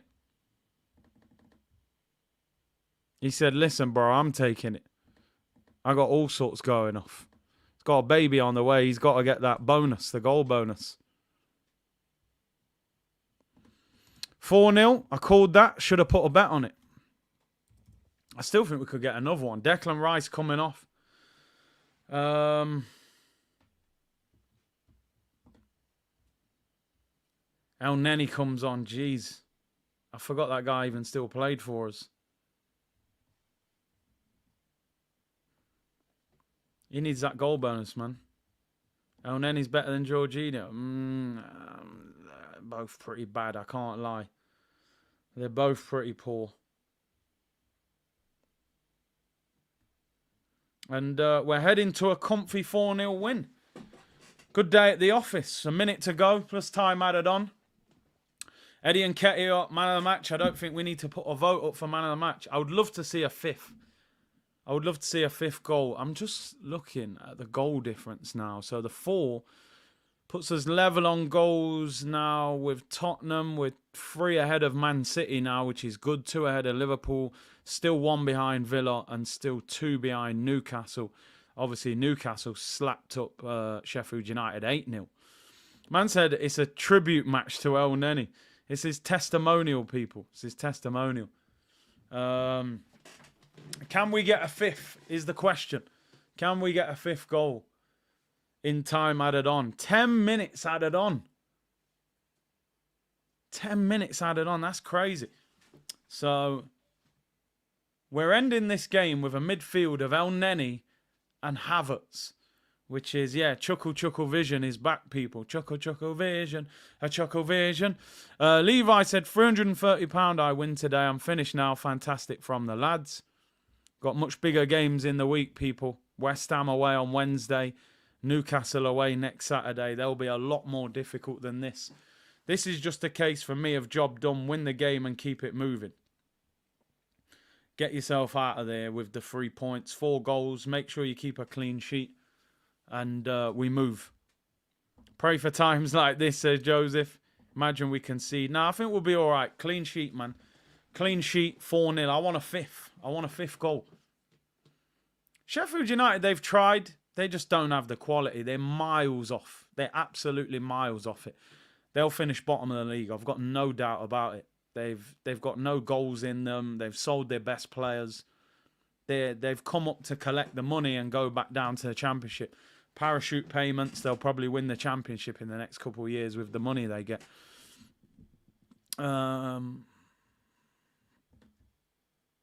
Zerly said, I can tell you this, the captaincy and penalty decision shows how we're kind of not organised. It's interesting because most clubs have set penalty takers. If we get a penalty with those players on the pitch, you take it or that person. With us, it seems like Arteta's like, you lot just figure it out. Fabio Vieira was moving like when you're younger and you're like, yo, I won the penalty, I'm taking it. Like, that's how he was moving. You don't really see that in the Prem. I thought Havertz would have taken it, but it is what it is, people. It is what it is. We've got 7.5 minutes to go of time added on. Sheffield United putting on a bit of pressure. Zinchenko is still stinking out the joint. I think he's done all right throughout the game. You know, he'll always make the odd mistake defensively and give the ball away. They're actually putting us under pressure now. They've said we've had enough. They're getting relegated. Oh, my. I'm seeing man get flip-flapped. No, man, a flip-flapping Tomiyasu is crazy. Who's that brother? Who, come on, man's flip-flapping him. That's just rude. Vinny Souza. What up? He's megged him. Flip-flap nutmeg. No, oh my days. Flip-flap nutmeg was insane. I know it's against our team, but yo, that was rude, by the way. Flip-flap nutmeg, you know. Brio says, Vieira don't speak to ghosts. I respect that. Man said, you can't talk to me. Man said, I ain't afraid of no ghost. It's all mad. Da, da, da, da, da. What was that called? Ghostbusters. When there's something strange in your midfield, who are you going to call? Ghostbuster. He's a Ghostbuster, isn't it? You know what I mean? Odegaard's been taken out. That's the first ghost. Now we got to get this ghost out. Have it. Honestly, though, all jokes aside, if you're... Oh, it's Trossard, by the way. If you're Kai Havertz, you're going to be disappointed tonight, man. Seriously, you got to be. You've got the full 90 minutes against Sheffield United, and you've done nothing. You've had no impact on the game. Like, you've got to be feeling like Trossard's come on for 25 minutes. It's been outstanding. He's been brilliant. Look at his ball control. He runs at people. Look at the technical ability he's on. Drives us up the pitch. I just don't. I can't defend it. I can't. I'm trying so much. I said before the game, I really hope he has a good game today. He has not had no impact on this game. He really hasn't. And man, I'm saying Lokonga was better than Havertz. He honestly did more for Arsenal than this guy. I just can't. He doesn't look interested. We're flogging a dead horse, as they say. It's not looking good. Even after our 4-0 at PSV, everyone played well apart from Havertz. Nah, better than Zinni, says Lee. I don't know if he has. I got to be honest, but he's got to do more, man. The manager's purposely left him on for 90 to try and get something out of him. It just hasn't happened. But Melbourne said, get Kubo from Sociedad. He's a player, man. He is a good player. Oh, here is Havertz. He's having a little scrap. Oh, he toe pokes it through to Eddie. Eddie's shot's blocked. He could have got an assist there. That's about the best. Yeah, Eddie's man of the match. There's no doubt. You score a hat-trick, you're man of the match, mate. E. Ross got his money's worth. I bet he can't believe what he's seeing. He comes to an Arsenal game and Eddie scores a hat-trick. Oh, there's the 5th. It's 5-0 to Arsenal. Tomiyasu with the goal. Takahiro Tomiyasu. What a great week it's been for him. A brilliant performance in the Champions League. He's now made it 5-0 to Arsenal. Maybe we'll give Havertz the pre assist.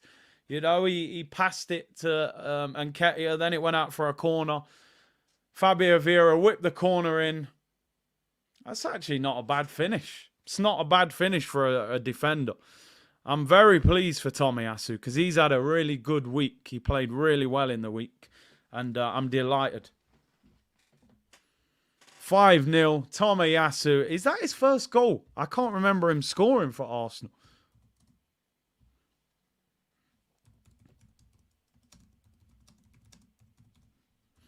He's got more goals from open play than Havertz. I think that could be... Is that his first goal for Arsenal? I honestly can't remember him scoring. I'm sure people will say it on socials anyway. I don't remember him scoring. First goal. People saying it's his first goal. It's a good... I think... Did El Neni flick that on at the near post? I think he did. El Neni... I think El Neni flicks that. It's a good finish. Saliba was looking to take it. Kivior was on the floor. Doesn't know much about it. Falls to him on the half volley. Good finish. Very good finish. Well done, Tomiyasu. His first goal for the club. El Neni with the assist. 5-0, man. The scoreline looks good now. Delighted for him. He's done really well this week. First goal for the club, people saying, yeah. Shaq said, my hero, Takahiro Tomiyasu. The hero. Fair play to him. We're in the 98th minute, so this game's about to be done, I reckon. It's gone out for a throw-in. They did a VAR check, but it counts. It counts, people. 5-0. We're in time added on. Can we get off a dozen? Listen, I'd have took 5-0 before the game. I can't lie. I'm happy with that. Eddie and Nketiah, man of the match, no doubt about it. We're going to miss him in January, yeah. Yeah, he'll go to the Asia Cup with Japan. And obviously El Neni and Partey will go as well. Timber will still be out, so that's at least 4 players out. FD said, what's your opinion on Eddie? Listen, I'm in the same situation. I still think I would still get Ivan Toney in. But today, he's been superb. The question is, can he build on it? Can he go to Newcastle next week and go and get as a goal or two? You know, I need to see it in the over a consistent period of time. That's what defines you as a top quality player. This can't be a one-off. You score a hat-trick, you don't do nothing for the next 10 games. Jesus is injured. He's got another chance to prove himself. Big up to everyone tuned in. Let's get the likes up. There is 4,000 of you locked in. We're on 1,700 likes. We're creeping up. Let's get to 3,000 likes. We're in the 99th minute. He added another 2 minutes on by the look of it for that goal. Can we get a 6th? Get out of here with half a dozen. Which would be great. Would definitely be great if we could get the 6th. Although there isn't a lot of time left. I think the whistle's going to go soon. We're approaching 100 minutes, people. It's definitely helped the goal difference. That now puts us onto 23 goals scored. So we've got the second highest now in the league, which is great. Full-time whistle goes, people. The full-time whistle goes. Arsenal 5. Sheffield United 0. Comfortable victory for the Gunners. Eddie and Nketiah hat-trick. Fabio Vieira scored a penalty. Tomiyasu scored his first goal for the club. Clean sheet. I did say he'll get a green screen if he gets a hat-trick. So I owe Eddie a green screen. And job done. Job done. Sheffield United were poor. They didn't offer anything. I never felt at any time they were going to score. It's a clean sheet for David Raya, which is what I said. If he plays in goal against Sheffield United, it's a great opportunity for him to keep a clean sheet, build up his confidence, and to, you know, do something decent for us. So I'm very happy. I'm very happy with everything all round there. Listen, I did see it at the end. Kai Havertz shot into the side netting just to finish it off. That sums up the match, to be honest, for him. He was the disappointment for me. I'm not gonna hide from it. He had an opportunity today against the worst team in the league, and he didn't do much. So anyway, people, I'm gonna round up quickly today. We will be back on tomorrow. Arsenal 5, Sheffield United 0. Eddie Nketiah, the man of the match with the hat trick.